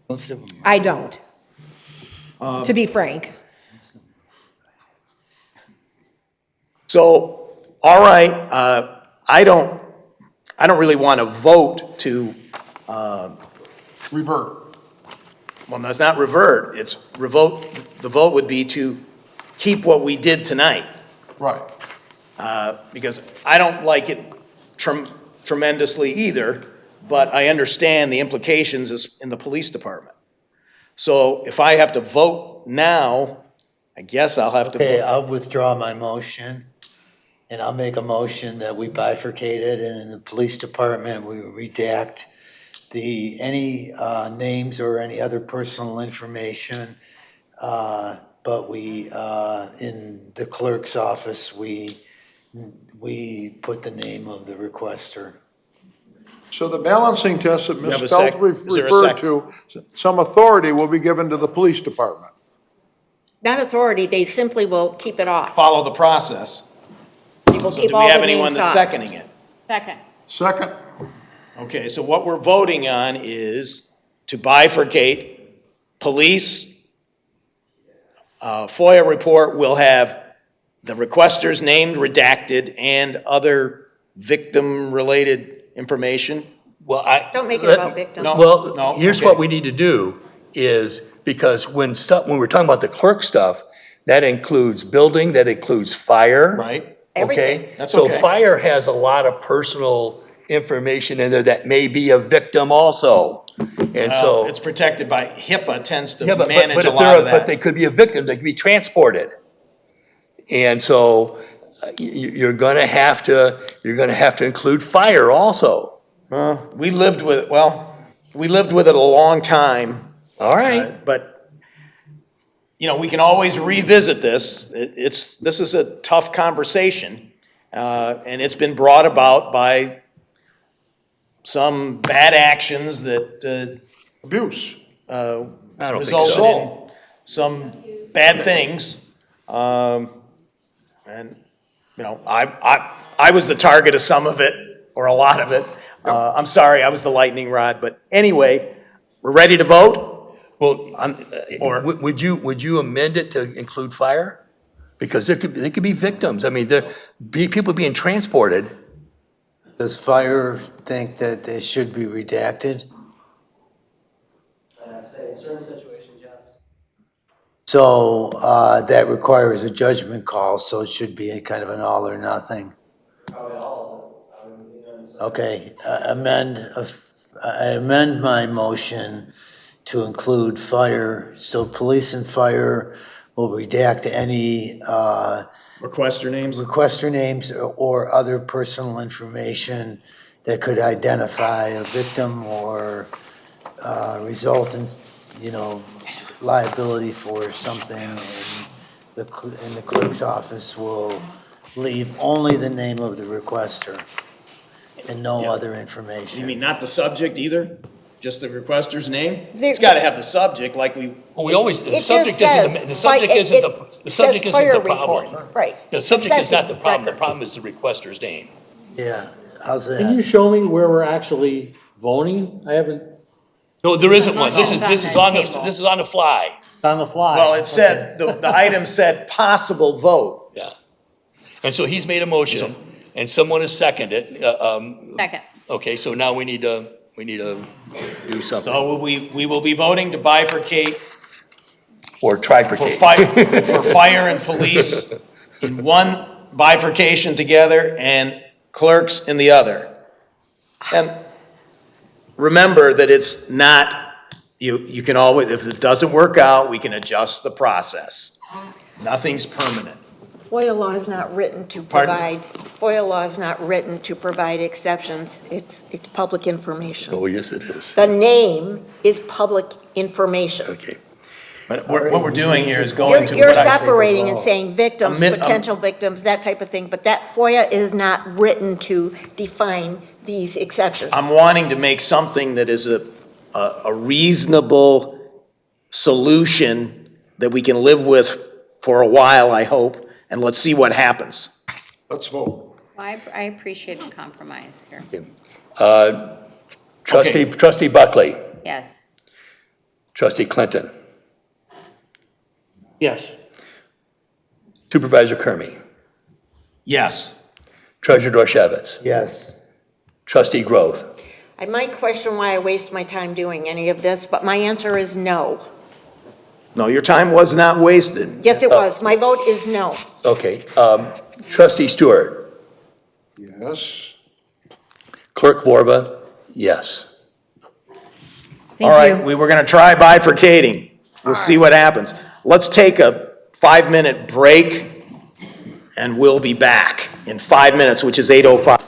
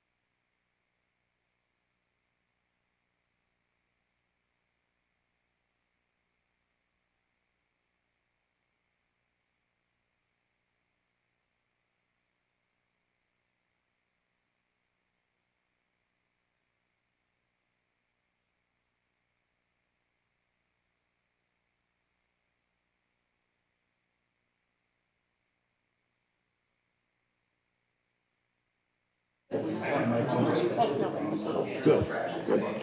Thank you. And that's my problem. It's not the police department, it's not somebody else, it's not the procedures, it's the Call to order at 8:07 PM. We have, well, we don't have everybody yet. Oh, yeah, we do. Okay. Next order of business is the leasing of Flock brand, that's a brand name, cameras in the Downtown Development Authority. This was discussed at the DDA, and it was also discussed during budget planning in the fall of 2025. So we're going to have Assistant Chief of Police Dan Kudra tee this up and tell us why this is a good idea, and any other pertinent information so we make a good decision. All right, thank you, Mr. Supervisor. So what you have before you is a request for board action to approve expenditure from the Downtown Development Authority budget for the 3-year lease of 14 LPR cameras. Those cameras are going to be installed along the DDA Ann Arbor Road corridor. The costs of that is listed in here. The initial cost is a little bit higher because it includes all of the installation costs, $61,500. And then additional years after that, because we're no longer paying to install them, is $44,000 per year. I just want to go over really quick what LPR cameras are and what they are not. Tell us what the acronym means. LPR is a license plate reader. So what they are is an investigative tool for law enforcement that allows us to take a given camera or a given group of cameras, and we can search for certain vehicle identifiers within a given period of time. So for instance, if we have a crime occur, you know, insert business name here, has a strong armed robbery, or they have a retail fraud or something along those lines, and we have a vehicle description. This happens very often. In fact, it happened last weekend. We had a strong arm robbery at one of our local businesses.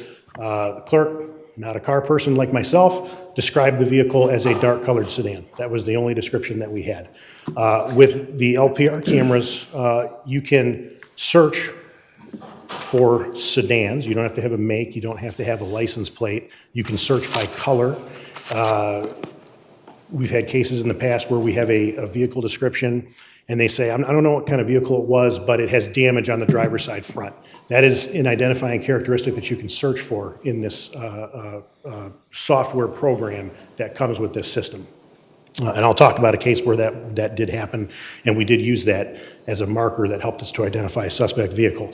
So it's an investigative tool that allows the police department to take maybe not a great vehicle description from a victim or a witness, and be able to develop leads and identify a potential vehicle from which we can develop potential suspects. What it is not Big Brother watching over you. These license plate reader cameras are not connected to any databases. They are not connected to NCIC, the National Crime Information Center. They're not connected to LEAN, the Law Enforcement Information Network. So it's not as if you drive past one of these cameras and it captures your license plate and it runs your license plate and it knows who you are and what you're doing. Another feature of this system is that we can input certain vehicles into the system as a vehicle that we're looking out for.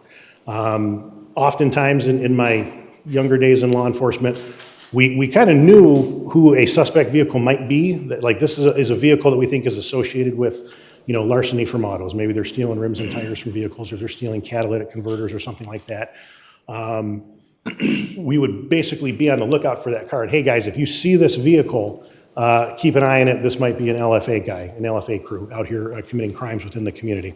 This LPR camera network allows us to put that vehicle into the system, and if we have the LPR cameras at the entrances to our community, and this vehicle that we have input into the system is a vehicle that we are interested in, goes through, and one of the LPR cameras hits on this, it will notify our guys, hey, this vehicle that you think is associated with an LFA crew just exited Ann Arbor Road at I-275.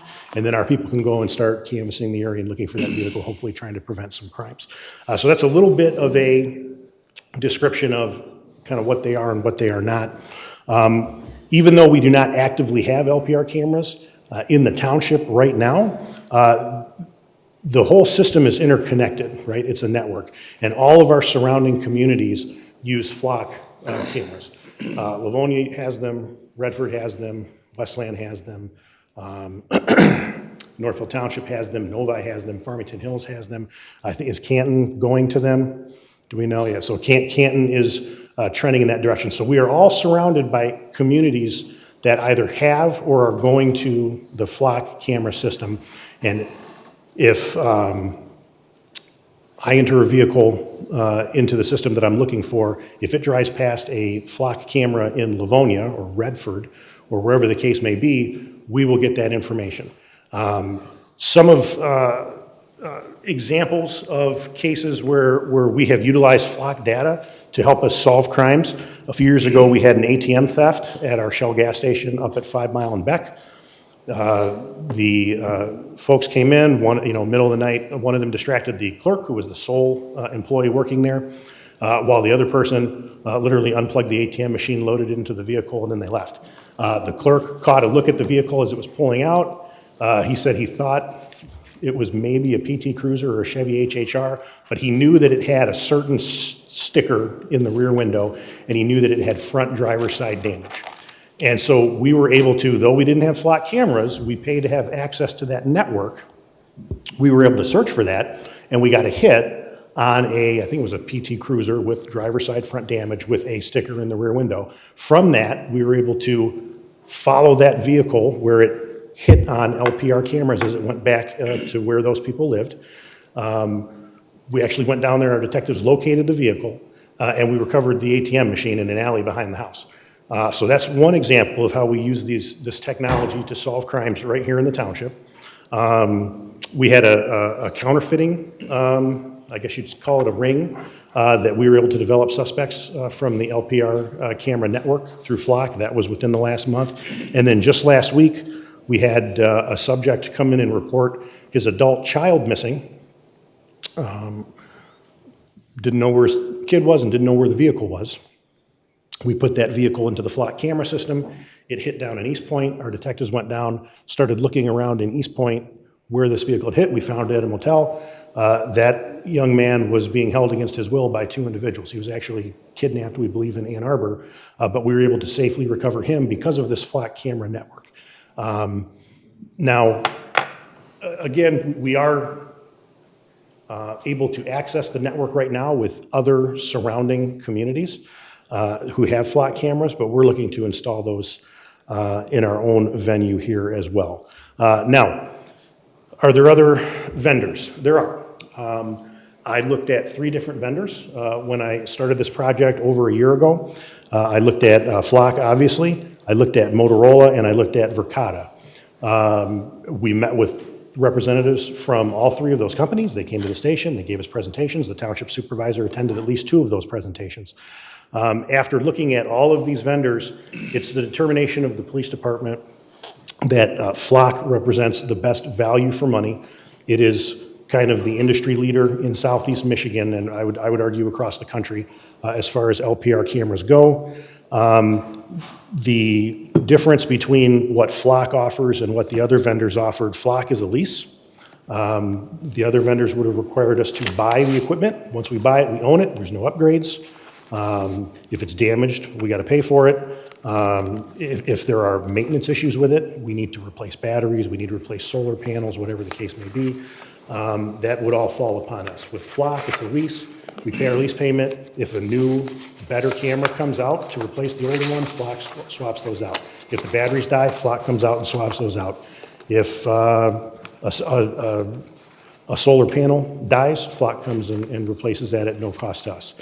So we feel that it's the best system. We feel it's the best value for the money for the taxpayers, and that is what we are recommending.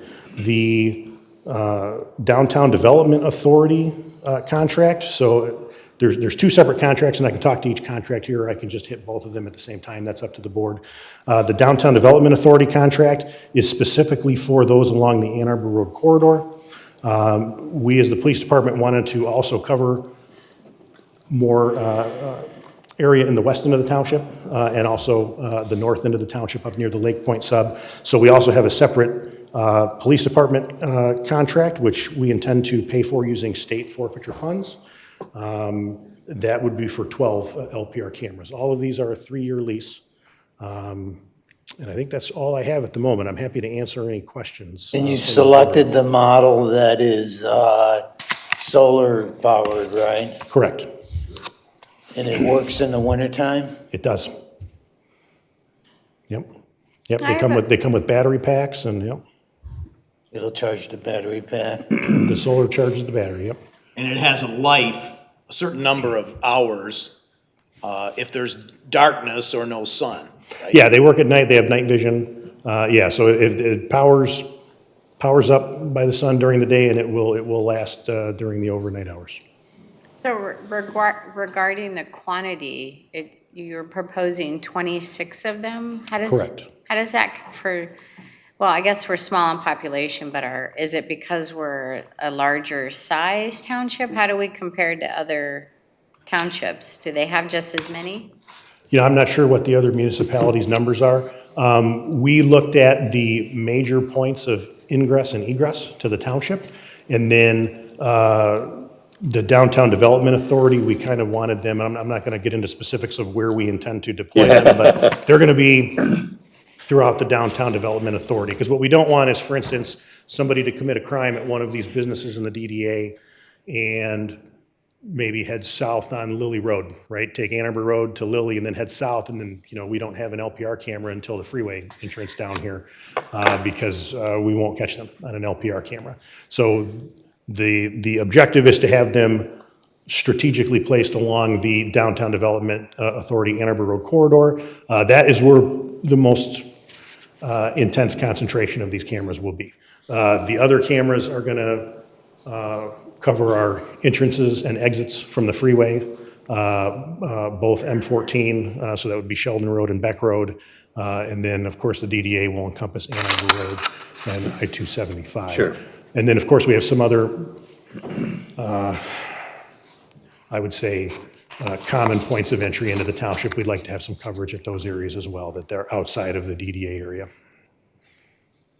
So are you saying they are specifically to be used for your use in crime issues, or are they going to be used for anything else? Nope, so they're strictly an investigative tool to help us solve crimes. You know, again, they're not connected to any, you know, they don't have the ability to run your license plate. The data belongs to us, right? So it's not like Flock as a company collects this data and then has the ability to distribute that data out. The data belongs to the township. We determine how long that data is kept for. The default is 30 days. If this is approved, we'll look at that and we'll put our policy together and determine what length of time we want them to retain this data for. Yeah, so it would not be used for anything other than as an investigative tool to solve crimes. Okay, I would like to say on the record, especially in light of the conversation that we just had, as the daughter of a former state police officer, I am very committed and concerned about crime. I'm very concerned about the job that our police department does to keep us safe. I also want to say, in light of the conversation we just had, that there have been, we're talking about human beings. None of us are perfect. We all make mistakes. And there is a very real sense of overreach. There's a very real sense of people not being treated equitably and fairly. So I would like to know, and maybe your representative can speak to this, I would kind of like to see what kind of policies and procedures are in place for the use of these cameras, because I think we need to do that for our public. We need to assure them that there are policies and procedures in place that will be utilized to prevent what I'm talking about, the overreach and that type of thing. Yep, so if we do approve this, these are not going to come online for many months. There will be a policy. In fact, if we do have LPR cameras, we are an accredited police department. There is an accreditation standard that requires us to have a policy. And as I do want to maintain our accredited status, you can believe we will have a policy. And the board will also have exposure to that policy so that we, That's up so to the that chief. we I'm- are yeah, aware? I'm not going to, that's the chief's decision. Chief, yes, Okay. okay. So Yes, we would certainly share that with you, Sandy.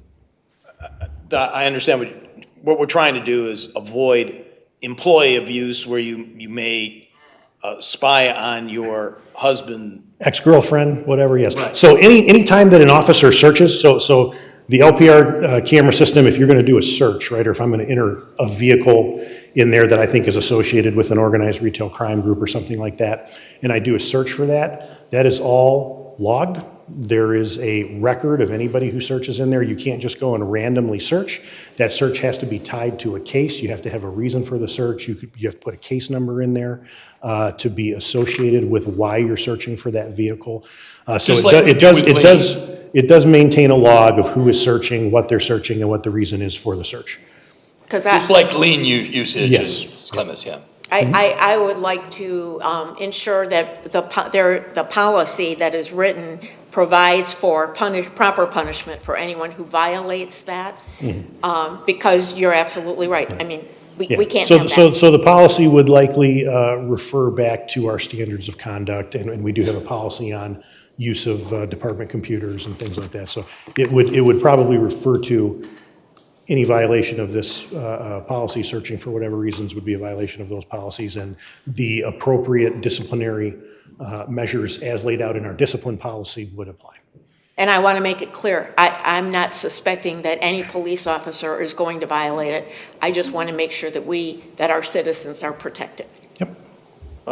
I think you maybe have forgotten one thing, is allegedly this is the largest single innovation in police investigation to come along in 25 years. Is that true? And I've been here for a little over 25 years. This is the single most impactful tool that has come along in my law enforcement career. Chief's been doing it a while. I think he'll tell you the exact same thing. Yeah, I can tell you that, and to kind of answer your question, Jen, other departments have many more. Farmington Hills, Livonia, I think, is adding 40 more to their rollout. Chief, in conversations with Chief Piggott, with Chief Gralski, with Chief Issa Shaheen, which I just had this week, we had this discussion about LPRs. All of us agreed that this technology, this innovation is something we've never seen in any of our careers, spanning 38 plus years. So it's not picking up faces at all, is that right? No, there's no facial recognition component to it. It's strictly picking up vehicles.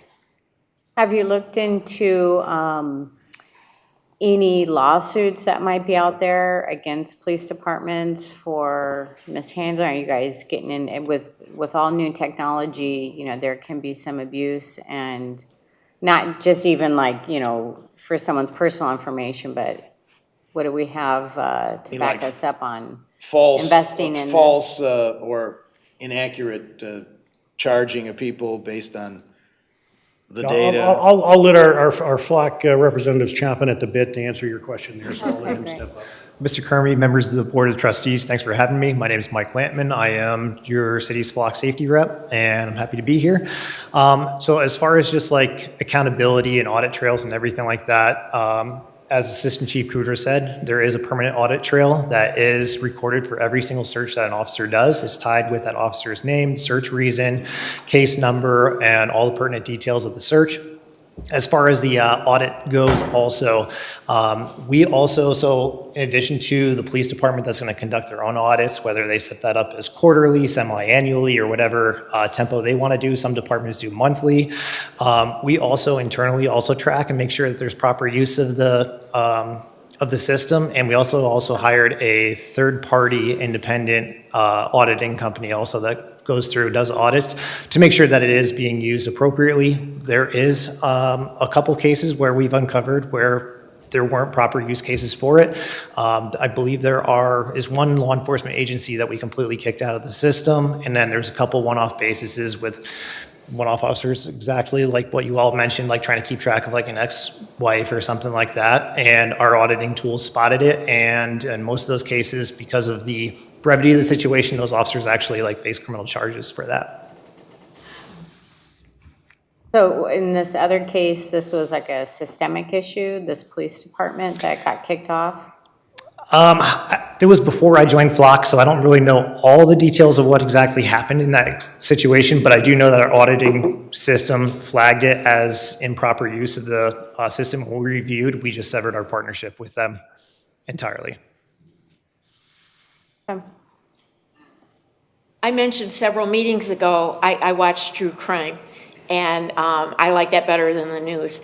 And I mentioned that I saw a case where an officer stopped a gentleman, and he was talking to dispatch and requesting information and provided the plate number.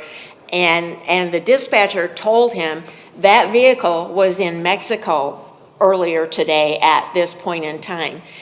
And that is kind of a good way to exhibit the potential and the capability of a system like this. And that's why it's very important that integrity is used in the process, because this is information that is over and above what the average officer or person would be aware of. I completely agree with you. Will the officers have training? Yes. Absolutely, yes, they will.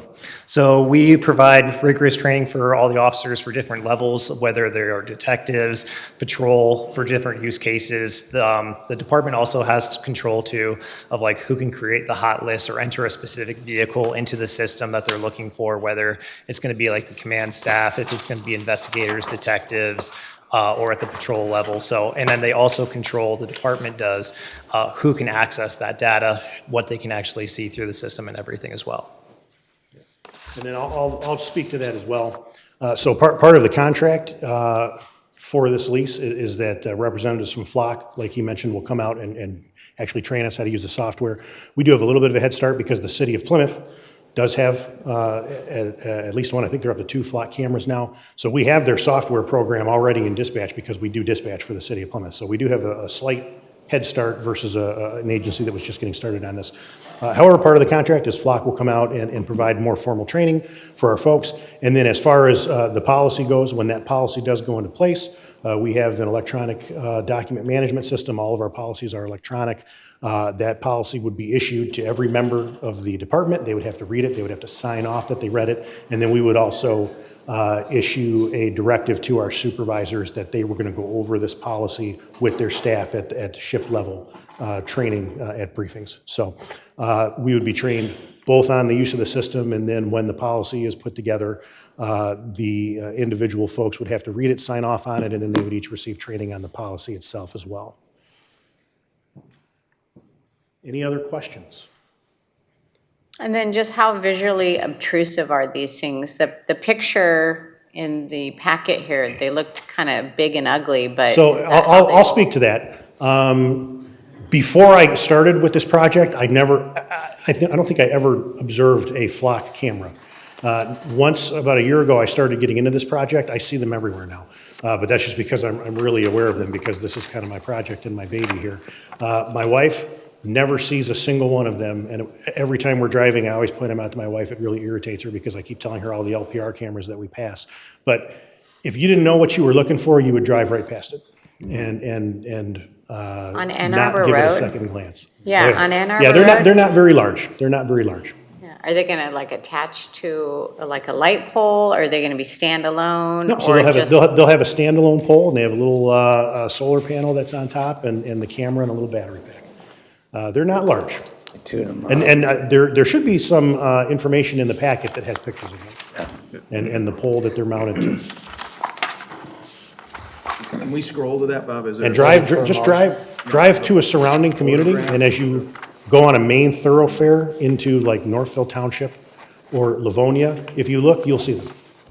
So the fact that you haven't seen any of them, and I assume you drive around this community, tells me that they're not really noticeable, because you would have seen them if you were looking for them. How big is that? How many inches is that solar collector? What's the size? So the camera itself is a little bit bigger than the soda can. It's about yay big. And then the solar panel, I think, is like 16 by 14 inches, so it's not very large. And that's up quite high off the ground, so it's not like that's at 6 foot where you're looking right at it as you're walking your dog down the sidewalk. All right, any other questions from the board?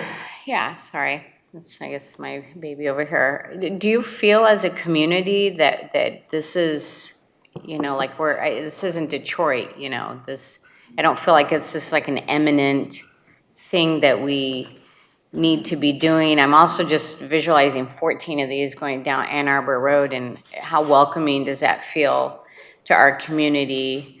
Those are the things that are kind of weighing on my mind. I'm obviously a police officer's wife, so I have different mixed opinions about, that as well, but just as a citizen. Sure. So I'll speak to that a little bit. There's a common, I think, misconception amongst folks who live in Plymouth Township that nothing ever happens in Plymouth Township. We had a strong arm robbery last weekend. We have retail frauds. We have organized retail fraud groups that hit in Plymouth Township regularly. There is crime occurring here. Of course, it's not our residents, generally speaking, who are committing the crimes. It's folks who come into the community from outside of the community, and they victimize our residents, and they victimize our businesses. But you're still getting them without these things, correct? Sometimes, yeah, sometimes. But if we have no vehicle description, right, and something happens in the middle of the night, we can still go to these cameras, if we have them along the DDA corridor, and we can say, give me every vehicle that passed here within this 10-minute window when this crime occurred, and then we can go from there. At 2:30 in the morning on a weekday, there's probably not much traffic out there. Well, I know there's not much traffic out there because I used to work that time, but they are a tremendously valuable investigative tool. And I think once, if this is approved and they get put up out there, I think the majority of people won't even notice that they're there. That's my opinion. Because again, I drove past them for many years on my way to and from work or in communities surrounding where I live. I never noticed them. So. What is the road that I could see all these? You said in Northville. What road is it? They got some. He can't tell us. Yes, every access point probably into, I don't know where their specific locations are, that's not something we generally share with one another, but I would imagine if you go up Sheldon Road, I would imagine if you go up Sheldon Road, as you go into Northville Township, you'll probably see some LPR cameras there. If you go up Beck Road and enter into Northville Township, you'll probably see some LPR cameras. If you go up Haggerty Road into Northville Township and you look, you'll see some LPR cameras. The clue will be the solar Yeah, collector. It's the most obvious If you see thing. a pole with a solar panel on top and a little black box on it, that's an LPR camera. Any otherwise, anyone from the audience have a comment? Yep. Yeah, come on up here.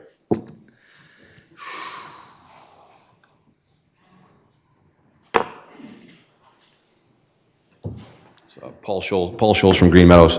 My concern is, why is this a priority for the police department? We have a traffic problem out on every road in this community. Shouldn't we be putting more money into patrol cars, for traffic enforcement, and not be spending this kind of money on non-essential items? I mean, that would be my question. And the other is, this is just opening the door to, more intrusive government surveillance. And I'm not against the police department. I give them anything they want, but there's certain parameters, I think, that we need to protect our privacy. And, we have AI moving in. I'd like to know, in some other communities, this would be a question for the gentleman here from the company, can you connect these things to the internet? Can they data mine you everywhere you go over time? How many mistakes have been made? I mean, I've seen some of the surveillance systems in Detroit with facial recognition and RFID readers. We all have, if in your pocket, if you have the enhanced driver's license, you have an RFID chip in there. And if they have RFID readers, they know who you are just walking by. And that's just my concern. Why is this a priority right now? I mean, there are other things I would expect our police department to patrol our roads. I mean, I've never seen the traffic problems as I have seen today. But I'm not against the police and their surveillance and the tools they have, but I think this is a little intrusive. Just my comment. Thank you. We will be doing traffic patrols on a regular basis. Can I ask him, can these systems be connected to the internet?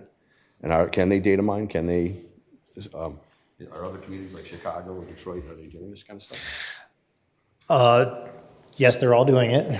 No, so we're not collecting any information. So as part of our terms and conditions, it is like firmly a root of our company here. Your city and your police department will own 100% of the data. Flock will never sell, share, or distribute any information generated from these devices. So it is strictly a law enforcement tool. After 30 days, the information or any images or captures that these got will be hard deleted from the system. There's no recovery from that. So even if like an investigation pops up and it's day 34 after it happens, I get asked it all the time. I have to tell law enforcement, I'm sorry, that information is hard gone. It is not accessible. It's gone. But how does the camera connect back to the central location where all the data is stored? So all of our data is stored on encrypted cloud servers, and so it is encrypted at levels like comparable to state and federal governments. So it is fully encrypted from the time it is captured. The information only stays on the camera for long enough for it to get uploaded to that cloud. So even if you were like steal this device off the road or whatever, you won't be able to get anything off of it. So the device is encrypted, and then it's transmitted and stored.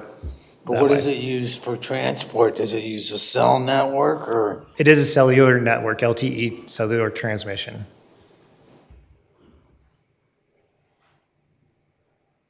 We had one other person with their hand up.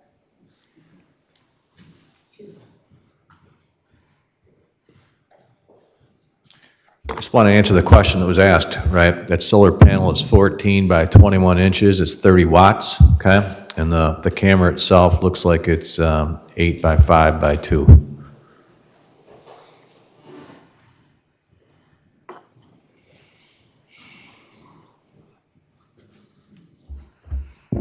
Good evening, Mary Tavarosi. I have a question and two questions. One is financial and the other one concerns data privacy.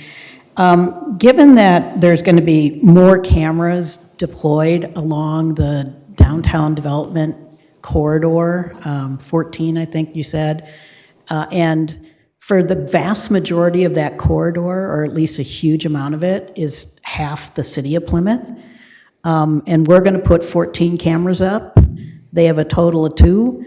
How come we're not splitting the cost of this more with the city of Plymouth? I'm assuming they'll have access to the data and we'll share it with them, and from their 2 cameras, we'll get some stuff from them.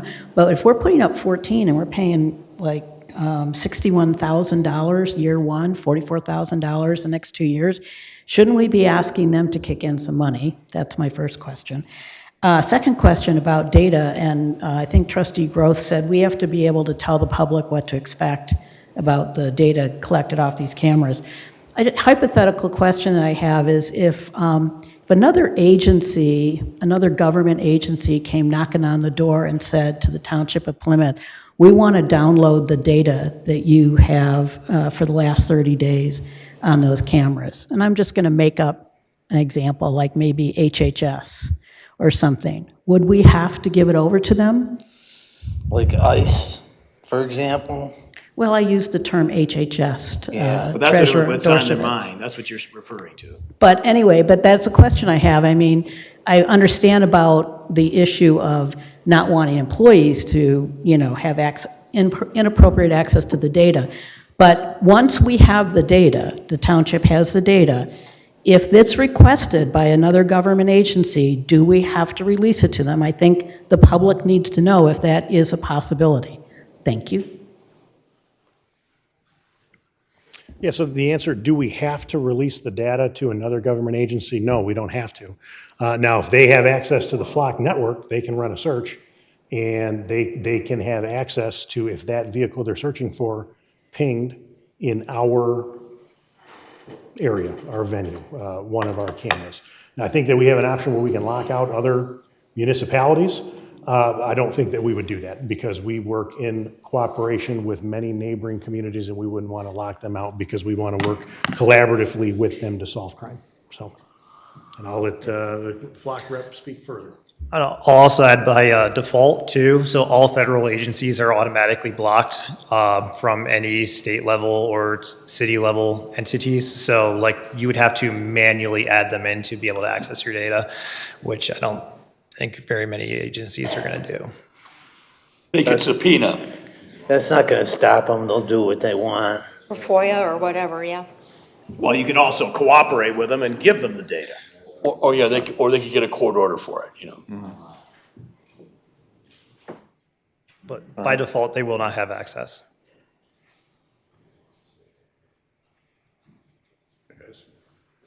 I apologize if you talked about this when I snuck out to the bathroom. But Bill, you have to speak this way because we from can't a hear you. technology standpoint, are there concerns about longevity of the equipment, it being updated, new trends? How do you guys address that so that you don't have something you get that's nice, but it's not nice in 2 years?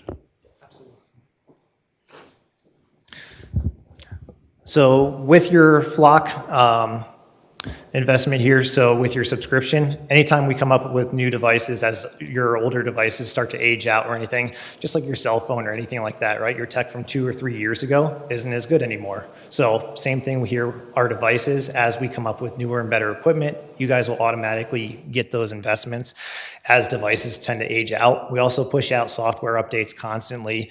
If you think about like vanity plates or something like that, to be able to recognize the different colors and characters of license plates and everything to know which state they come from. And we're constantly pushing out updates in the system, and all of that's automatically included in your contract.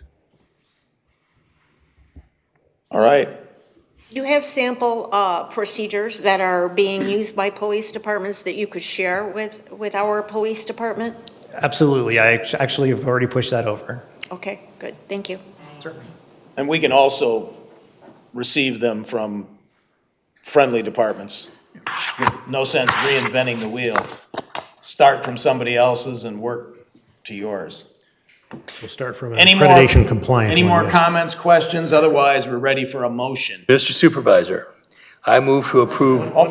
There's a Oh, there's one more? citizen. So how long are you warranty these cameras? For 3 years? How long do you keep providing this before we gotta actually buy new ones?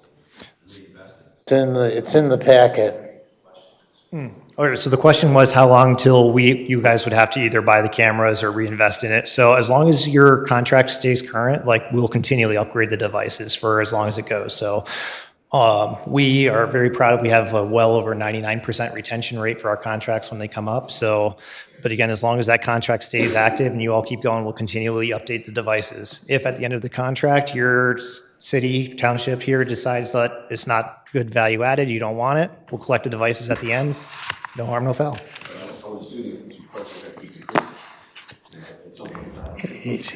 There is potential for that. We've only had one price increase in the history of our company that did come back in 2022. And so for right now, we are doing our utmost to maintain pricing here. And we also have flat and fair nationwide pricing across the country. It doesn't matter if you're a huge city that's buying 600 devices or if you're a small township that's buying 3. Like everybody gets the same price coast to coast. How long has this company been established? We were founded in 2017. Ready for a motion? Yes. And excuse me, Mrs. Tavarazzi, she asked about the question about the city, and I think Assistant Chief Kudrow, what you were saying is you're talking about placing them all in the Ann Arbor Road corridor. That is, so it's not something that's part of, well, the city's on one side of it, but. Correct. We want to capture traffic on Ann Arbor Road that's traveling in the Downtown Development Authority corridor from the very eastern edge of Plymouth Township all the way out to where the Downtown Development Authority ends, which is out just a little ways past Kroger. Okay. So the city is a portion of that. I would not say it's the majority of that. I would argue it's probably a small portion of that. You know, I'm going to be honest with you, I'm not exactly sure if the city has any businesses in the Downtown Development Authority or not, or if that's strictly township businesses, but it's a Downtown Development Authority budget that would pay for the DDA contract. So, and You guys would know better than I would if there's any city businesses in the DDA. Not in our DDA. No, but not in our- they're on the the north side of the road. Okay. Lee's Yeah. Chicken Right. is in the city of Plymouth. Yes. Okay, that's my cop brain. I don't know how the DDA works, so.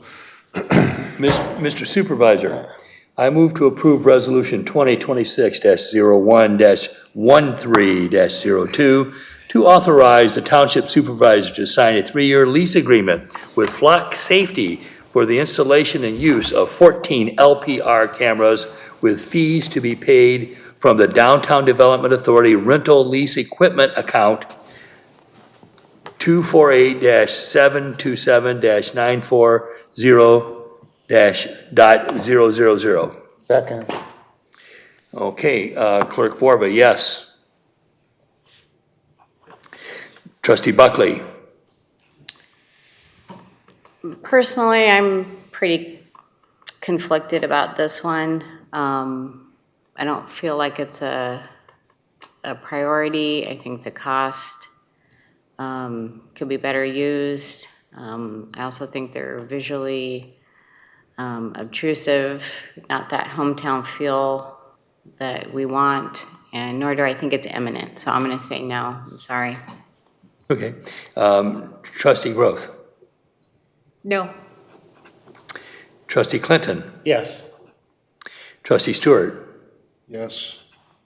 Supervisor Kermy, Yes. Treasurer Dorchevitz. Yes. Motion carries. Thank Okay, you. let's go to the next one, which is Oath. flock camera. We've already discussed it. So 03. this is, 03, and this will be from forfeiture funds. Same deal, but just different funding source. Different pot.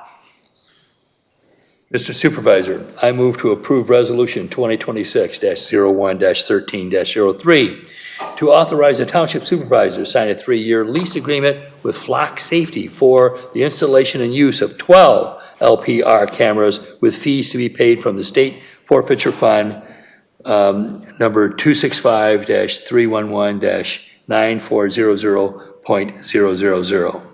Second. Second by Dorchevitz. Clerk Forba, yes. Trustee Buckley? No. Trustee Groth? No. Trustee Clinton? Yes. Trustee Stewart? Yes. Supervisor Kermy? Yes. Treasurer Dorchevitz? Yes. Motion carries. Thank you. Thank you. Dorchevitz. All right, item 5, which is the final item of the night, and this is to establish a temporary moratorium on data centers to allow us time to develop a zoning ordinance that addresses the issues around this relatively new technology. And our planning consultant, Laura Mangan from McKenna, has recommended this, and she will tee it up. Just, this is not new technology. Data centers have been around since the early 1960s. They're just different. Highly concentrated. Yeah, but it's not new. Okay, so Okay, thank you. Evening, trustees. Supervisor Lauren Mangan with McKenna. Data centers today are a permitted use in the township zoning ordinance.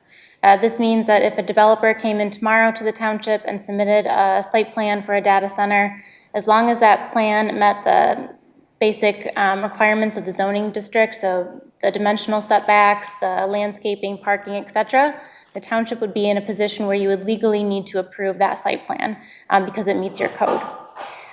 It is not a special land use in the zoning ordinance, which means there's no required public hearing and there's no noticing to residents. The township zoning ordinance was written over 20 years ago, and the data centers of today could not have been contemplated for certain standards. Communities across the state are looking at additional use standards and researching best practices related to data centers. So we are recommending that just to ensure that the township is protected and can fully research and do its due diligence on this, to issue an 18-month moratorium. This will allow both the Planning Commission and this board to review literature and those best practices and make sure there's no negative externalities that are caused in the future. The point of this agenda item tonight is not to discuss data centers. That would be at a future date, but simply to issue that 18-month moratorium. There is a prepared resolution in your packet to that effect. Thank you. So how do you define a data center? We have a data center on the second floor of this building where our servers are kept. That's a data center. How are you going to define it? Well, that is one issue. The township zoning ordinance does not have a clear definition of a data center. It's only listed as a use. So that is something that we would need to clean up as part of this process. The data center that is just auxiliary for the township's use is not the same as a principal permitted data center that could be 200,000 square feet and go in one of the industrial areas.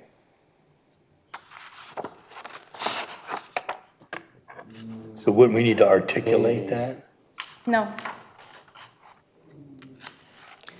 I appreciate your recommendation and you bringing that before our board, because I agree that we do need to look at our ordinances and our the zoning, and we need to just be sure that we make the right choices.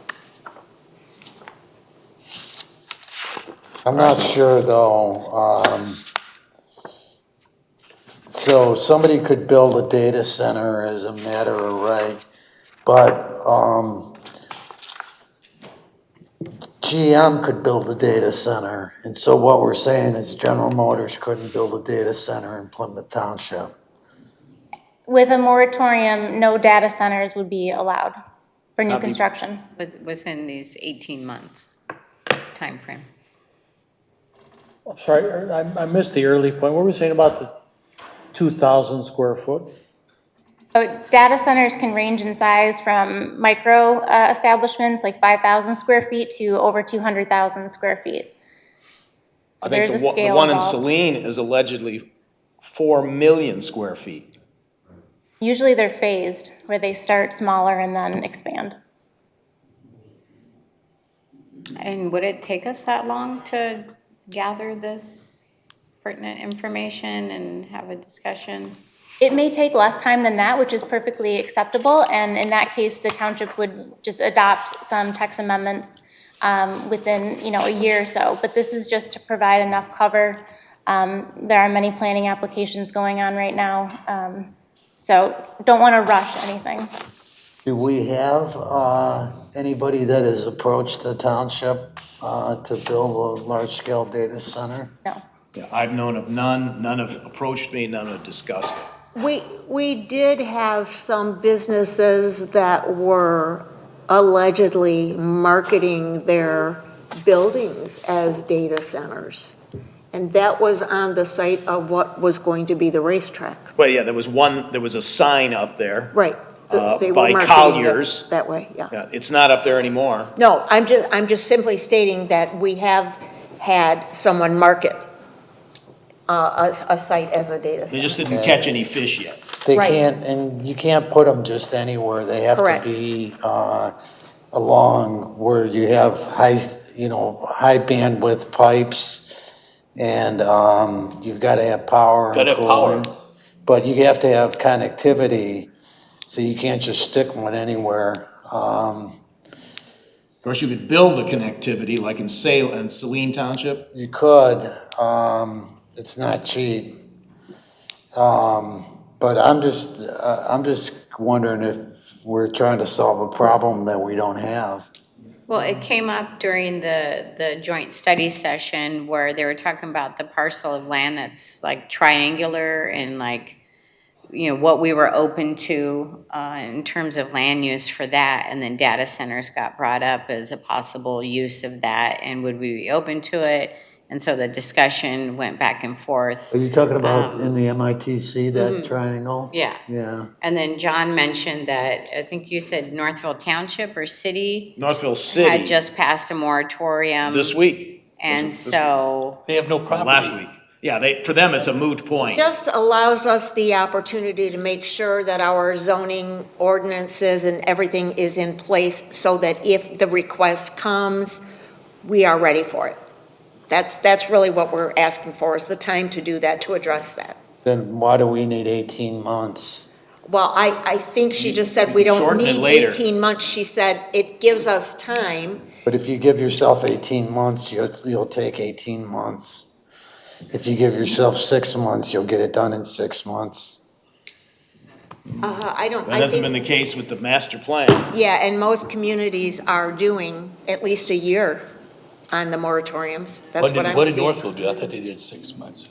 No, they did It's a 12. 12 months. Here, I got it right here. Well, but for them, it's kind of a non-issue. There's no space. The land is so expensive. The land in the city of Northville might be worth $400,000 an acre. So you probably wouldn't make a very good business decision to put one there. As it is now in Plymouth Township, the land is worth about $250 an acre. So, do we have a motion? I will make the motion when I find it again. Well, first of all, we'll also, does anybody have any comments? Oh, yeah. Hi, Mike Tabarrosi. Hold on, get up there and then we'll hear you. I'm not an expert at all about data centers, but I do have a little information. I worked for IBM for 30 years. And I think if you're going to do a moratorium, I think you should have a designated thing, because there's going to be some people that might want to come in and put a building that has a small data center in it, like you guys have here. So you don't want to discourage, businesses to come in to do some new business, as far as some kind of industrial. But I think what you're talking about is a mega data center like you're talking about in Saline, where I don't think that would even be feasible in Plymouth Township because of the water requirements and the sound, things next to neighborhoods and that kind of thing. So I just think if you were to do a moratorium, you should probably just designate it as a mega data center as opposed to something that would help, regular business do their day-to-day work. That's just my comment. Thanks. We heard you. I want to keep it generic. Because that's exactly, my This is an point. attempt to be proactive. If, Well, I don't think this would prohibit what he's talking about, right? A building that has a data center within it, this moratorium. There's a lot of companies that have some data facilities within their organization or their structure, but those are just ancillary to the principal use. We're talking about a principal use on a property as a data center. Okay. So yeah. I think the township is covered. So does it need to be more specific in the language? I think we're very comfortable. I agree. It's specific to the mega data center, not to. to a facility whose primary purpose is to sell data services out of the data center and not in support of another business, because we have a data center that is belongs to the school district. And that would be, if they had come in now, if we pass this and the school district comes in and says, I want to build another data center, sorry. I would not say that's the same thing. Yeah, I understand what you're doing, but I just think it's a little too broadly. I think it's too broad. Yeah. So what do you want to do? Hello. Anyways, I don't know if the general public knows, but these data centers use a tremendous amount of water, and the electricity is totally outrageous. It can cause our electrical rates to go up in this area, and they don't put windmills outside of these things. They require big power plants, Big backup. Big backup generating power. capacity. You're gonna have windmills outside. Run by natural gas or diesel. Laura, you can correct me if I'm wrong, but I believe the state of Michigan has passed legislation that would allow the data centers to have primary usage of the electricity in certain events where residents would could suffer the consequences? You mean they'd allocate the priority to a Yes. data center? Yes. That law's been passed? Yes. Yeah, I don't know anything about it, but I'll have to look into that. I will say confidently that businesses that want to come into the community are not going to be impacted by this. None of the companies or businesses or developments that the township has seen in the past 5 years have included data centers. So I don't think we're excluding anyone or causing roadblocks in terms of economic development. This is just a proactive measure that the township can take so that you don't look back in 6 months and say, we should have been more careful in our planning. Not actually, is there actually a motion for this? I don't see it. You have to make one up. It's like on the back page. well, let's see, isn't the back page? Oh, there's a resolution. Yeah. You can use that. 136. All right, so I'm, There's also a proposed motion on page 136. I guess I don't have Is it page missing? 136. That's missing. On mine, it's in mine. All right. Move to approve resolution number 2026-01. Oh, there it is. Go ahead. Resolution number 2026-01-13-04, authorizing an 18-month moratorium on the establishment, permitting, consideration, approval, location, construction, and/or installation of data centers in Plymouth Township. Second. Okay, moved by Stewart, second by, excuse me very much, You're very much excused. by trustee Groth, sorry. My goodness. Treasurer Dorchevitz, No. Supervisor Kermy, Yes. trustee Stewart, Yes. trustee Clinton, No. trustee Groth, Yes. trustee Buckley, Yes. clerk Vorba, no. The motion carries What is it, 4-3? 4-3. All right, Is that- we're gonna make is that every effort to 4-3? do this in less than 4-3. 18 months. 5-2. 4-3. We just thought it was too broad. Oh, Jerry. All voted against it. Well, we just thought it was too Because broad. they feel it's too broad. So I want to make it clear that this is not intended to discourage economic development. It's being done to do a logical, clearly well-thought-out planning process. That may be the intent, but that might not be the effect, because the moratorium now says you can't even discuss a data center. It says we can't consider it, discuss it, mention it. My biggest objection to data centers from a personal standpoint is the alleged low job creation per square foot. Not many people work in there based on the square footage. Yeah, but you use the internet, you use web applications, you use banking. It's got to go somewhere. Yeah. And why not? Well, I made my point. Yeah, all right, I get it. We just got I wonder if we did the the definition of what a data center is. We don't even have a Data center is definition. everywhere. And other people think the data center is just huge. And the two data guys center. that spent their careers in technology voted no on it. We're the only two here on this board that understand what data centers are, And lucky Oh, really? for us, you got to say that that. have been in the inner workings of data centers. Okay, we heard you. We're gonna use what you have to say. We don't want to be stupid, so. There's a moratorium that says you can't even consider it. Somebody can't come here and have a conversation. That's a right, poorly written motion. And now there's a moratorium that says, if General Motors wants to build a data center here, they can't even have a conversation. Well, I'll That's talk not to what him. Laura was I'll talk to him. saying. That's why I voted for it. Maybe we should have talked more and No. not thrown the motion out there so quick. Do we have any comments on any subject now from the audience?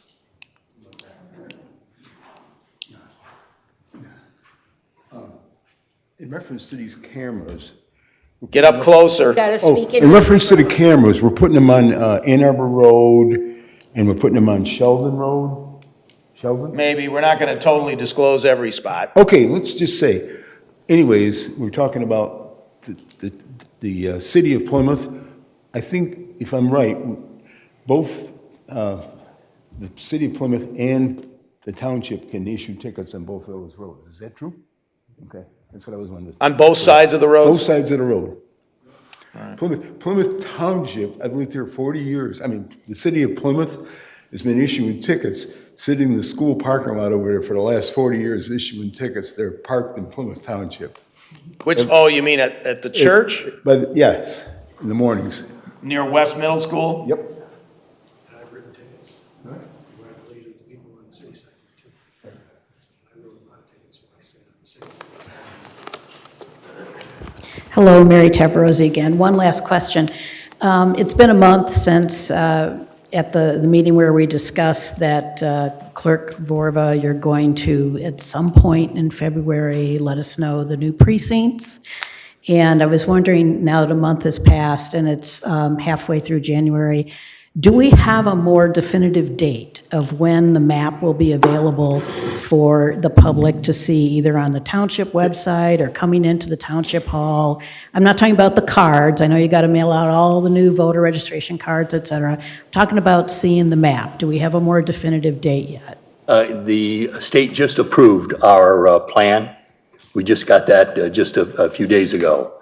And so I will be distributing on the website. I'll be contacting papers, the magazines, and then, of course, be sending out new notices about, everyone will have to get a new registration card. Yes, you mentioned that last month. So there is a map. It was just approved, and I'm going to put it on the website, and I'm going to disseminate that to as many people as possible.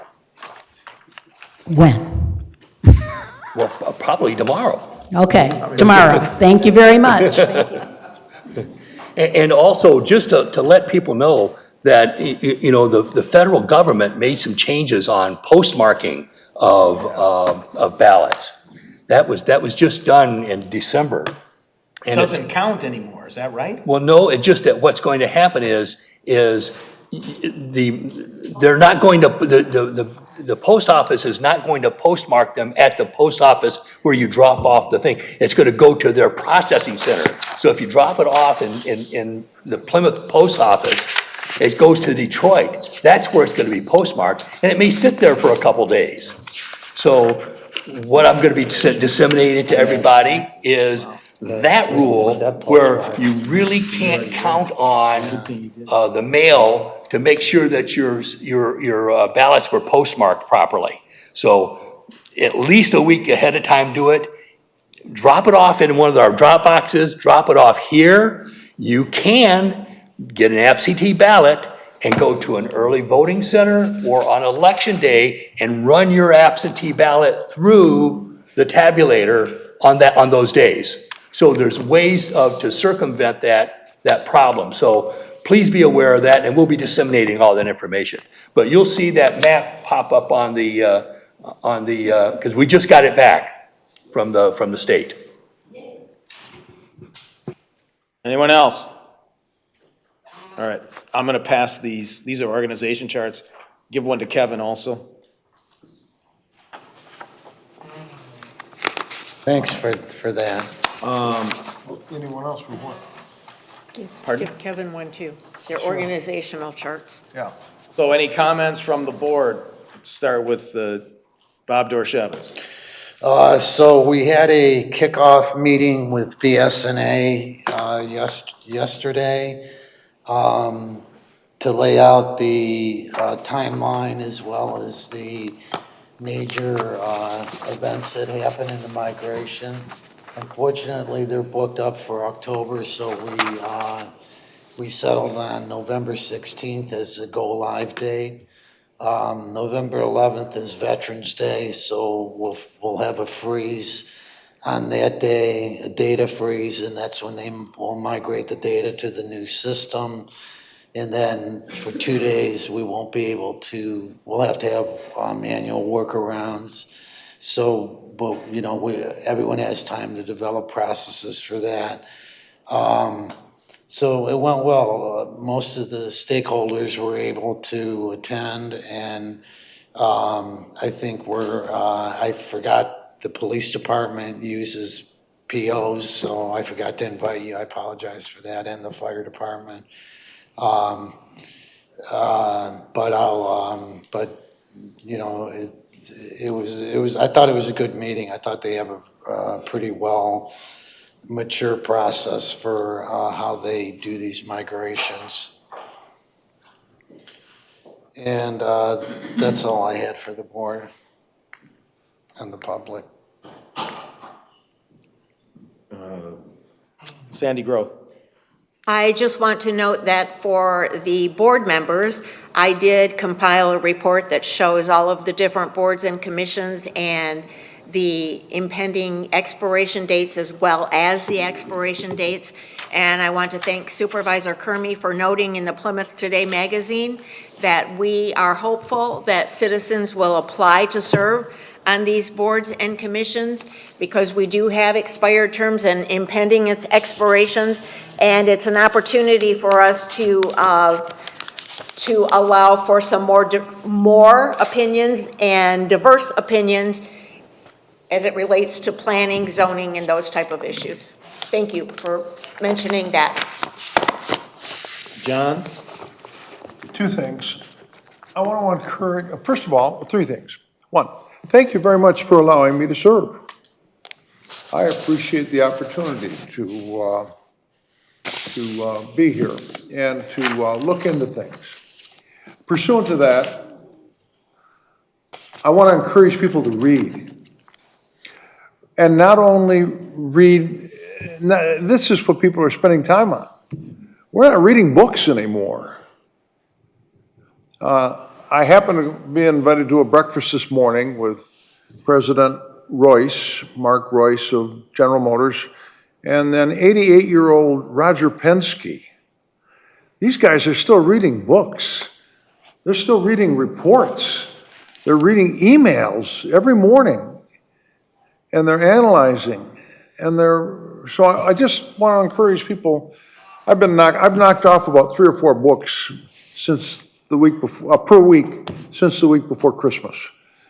And the next is, and my last point is, nothing been mentioned here tonight.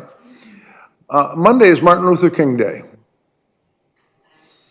It's time to think about our civil rights. It's time to think about whether or not we have plantation mentality.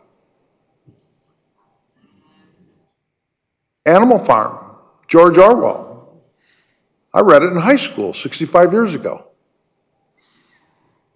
So, I encourage you on these quiet winter nights to read and then call Dwayne Zantop and vent. Thank you very much and good night. Mark?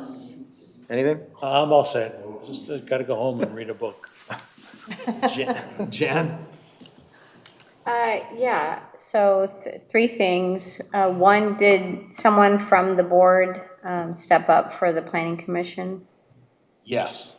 Okay. And who is that? Sandy Grove. Okay. Thank you for doing that. The second is from the meeting last night regarding the second landfill. Would you be able to give us some bullet points, either by email or maybe in your closing comments? Since most of us couldn't attend. And then the second is if you have any updates regarding Salem Springs. All right, I've got a list here. First of all, the landfill meeting, it's expanding north of 6 Mile, which is the present composting area. The crowd probably had 200 people. Most Northville residents, apparently, Northville Township. And the big concern is odor, and many people have experienced it, although the landfill says, hey, we were here first, and you built the house, so it's kind of on you. Now, some of the real estate agents allegedly told people it would be closed in 2 years, but we know that that didn't happen. The decision is completely in the hands of the Washtenaw County Commission, elected officials. The state law does not allow any other mechanism to stop their decision. They have a a cookbook process that Eagle uses in the state law, and they are following it. So it means lobbying the Washtenaw County Commission. I don't know where they are, but Washtenaw County is very environmentally conscious, but 60 years ago or so when that was built, it was built where it was for a purpose. It was as far as away from Ann Arbor that you could be downwind. They're upwind, so, and we're downwind, so that's the unfortunate thing, Did you say 60 years ago? or more. It's been there a very long time, very long time. It just grew big time in the last 15 years. It got above ground because it started as a big hole in the ground, and now it's grown to a mountain. So, Jerry, you have some comments, and then I'll finish up because I have other ones. Just real quick, I want to thank Spalding D. Decker because they helped me, design the map and also do all the legal descriptions. You have to give the legal descriptions for each one of the precincts, which we changed, so it's time consuming. So you got to get that all done to where it fits the legal description. You just can't use roads and streets? Well, you do it, but it's got to be done like, okay, I'm going west on 5 Mile over to Sheldon, south on 5, then, so it looks like a legal description even though you're using the main road. So it's not a meets and bounds description? It's like a meets and bounds because you've got to use railroad tracks and stuff like that, some of them. And so it was complicated. So it took time to get that all together to get it submitted. So I wanted to thank them for that. And so that's all I thank them for their help. Okay, I'll continue here. Salem Township sewer. Canton and Salem Township have a pipeline agreement, and there are no subsidies from Salem. I know a lot of people say you need to get some money out of them. They tried it, it wasn't successful. Eagle brokered a meeting that led to the agreement, and that meeting was in December. So April will probably start the design and engineering work, and it may take a year of engineering work. And then after that, it would probably take a year of construction, and it will be probably well into 2028. If they really proceed, they're going to have to raise money for, some people say 30 to 50 million bucks to do it. So that's the present status. The township has entered into a PFAS national settlement. Apparently money has already been set aside by 3 major companies at least, DuPont, 3M, and Tyco, I think. And we do not have PFAS in our water, but the settlement is structured such that you can receive payment. Allegedly, could be as 30 to 50 bucks a resident. I find that hard to believe. For us, that'd be $1 million. But I guess we'll get what we get. It's a lot like the opioid Can you settlement. explain what it is? PFAS? Yeah. PFAS is a man-made chemical. They call it a forever chemical that initially I think was used for waterproofing, like Scotchgard and other Teflon and things like that. Use PFAS. I think it's also a processing aid in chemistry. I'm not a chemical engineer. I don't know all the details, but there's some big sites in Michigan, unfortunately, out in Rockford, near Grand Rapids, where the Hush Puppy shoes were made for so long, and they were coated with waterproofing. And the other big one is the former Air Force Base near Oscoda, where it was foam runoff into a marsh and creeks and rivers there from practicing for firefighting at aircraft disasters. So, lesson learned, unfortunately. In fact, most people probably will test positive for PFAS in their blood or their body. We have a new accounts payable administrator, Donna Pienta. She's a part-time person.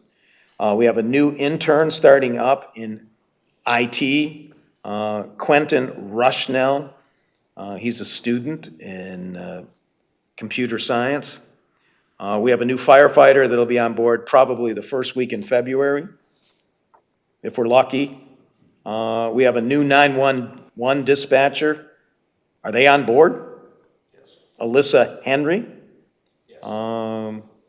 We're trying out an additional car wash location to supplement where we were at Main Street. We're trying Quick Pass as another alternative, and my logic behind that is to get as many police cars on the east side of 275, where a lot of criminal activity enters the township. They're very police-friendly, too. My son worked for them at the one in Canton, and they would issue them Quick Pass sweatshirts with the police logo on the back. All right, well, good. I hope we have good FYI. experience with them, but we still have Main Street, so we're just spreading it around a little. We repaired the police gun range trailer versus buying. I think we'll pick it up this week. The audit engagement has begun. We're signing the document tomorrow. The CSX sidewalk, which goes under the railroad at Ann Arbor Road, the agreement's been signed. It's been a real ransom. We've given over $100,000 to CSX just to review drawings. And there's no negotiating. Anyway, and it's been taking 5 years to get them to get to this point. What about the Joy Road Railroad crossing? Is that ours? That one, I drive it every morning. It's predominantly in huge. Canton.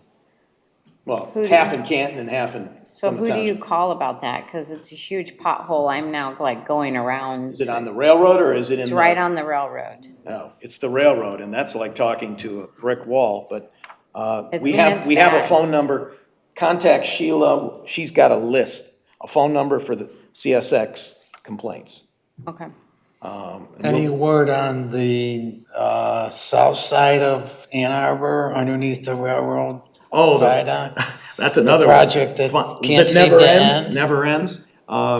They are working daily inside on the pump station. It's an MDOT contract administered by Wayne County. Well, that explains a lot.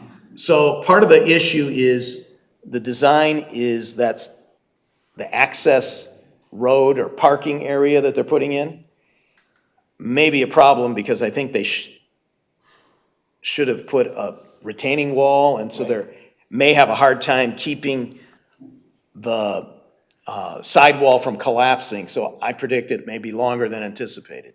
It's really bad. We're not going to start the CSX sidewalk until that is done. We're not going to start another project. While we're talking about that, Chief, is they have a truck there with an arrow that's out. It's not lit. I'm afraid at night, in the wintertime, that light has gone out and it's not operating. So it's just from a safety standpoint, you have the one initially at Lilly, and then you have one under the overpass. That's unlit. And that's lit, it's just a straight line, but there was an arrow, the truck is still there, the light is there, but it's not operating. Just a safety thing. We'll look at that immediately. Thank you. Thank you. Sidewalk District 5 replacement program, the bids will be opened on January 20th, and the target is to have it invoiced by September 15th or earlier, in time to allow people to pay and those that choose not to pay to get on the tax roll. So what we're trying to do is get a system in place where it's the last 3 years have been a high maintenance disaster to get them to finish the job on time and not string it out and leave, for example, repairs of sprinklers to the last minute when people are trying to shut down their sprinklers. So we're trying to do something different. It may mean, well, we may have to make some workarounds. We'll have to see how it comes out. The MDOT is having a public hearing on the construction of M14 reconstruction on February 12th here in this room at 4 to 6 p.m. February 12th. That's going to continue for another year. We're working on some gym improvements in our building to encourage people to exercise.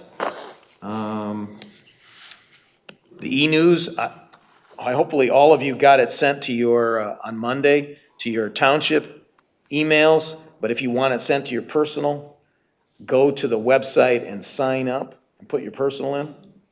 I don't have your personals, website, personal emails. Do we, okay, what is our new emails? Are they, You it's mean just your Plymouth your Town? business card. Yeah, No, but no, it's when I- Plymouth, That's still directs to, still usable. But I'm talking about your personal, if you want it sent to your personal. yeah, no, I know, I just meant. Yeah, When we we're do gonna have try- to turn over, Yeah. what will be our new email? Right, we're going to trial, before the end of the month, the Plymouth Township mi.gov domain name. It's already works. If you use that, it'll take you to our website right now. Is it TWP for township? No, townships spelled out. Okay. Got too many people that said, what, TW, what, TW? You know, they just got all confused, so it's a lot of letters, but it may be a little easier for people to convey to a person.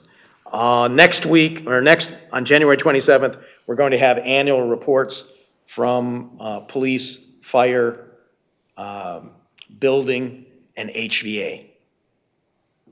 It's all right. Will you kindly please dictate a memo describing reiterating the issues that you've just mentioned? So we don't have to wait till 9:30 to hear the latest, greatest news from our supervisor. Wonderful article, and I mean that sincerely, in Plymouth Today. Did Sheila write it? She helped. It's full of positivism. She's more positive than me. And All right, it just, we all know it that. just came out, one last note, it just came out for the residents watching, and that Live Golf will be back at St. John's Golf Resort, in case you were wondering. Mr. Supervisor, I move for adjournment. Second. All in favor? Aye. Motion carries. We getting Imagine Dragons again? Meeting closed.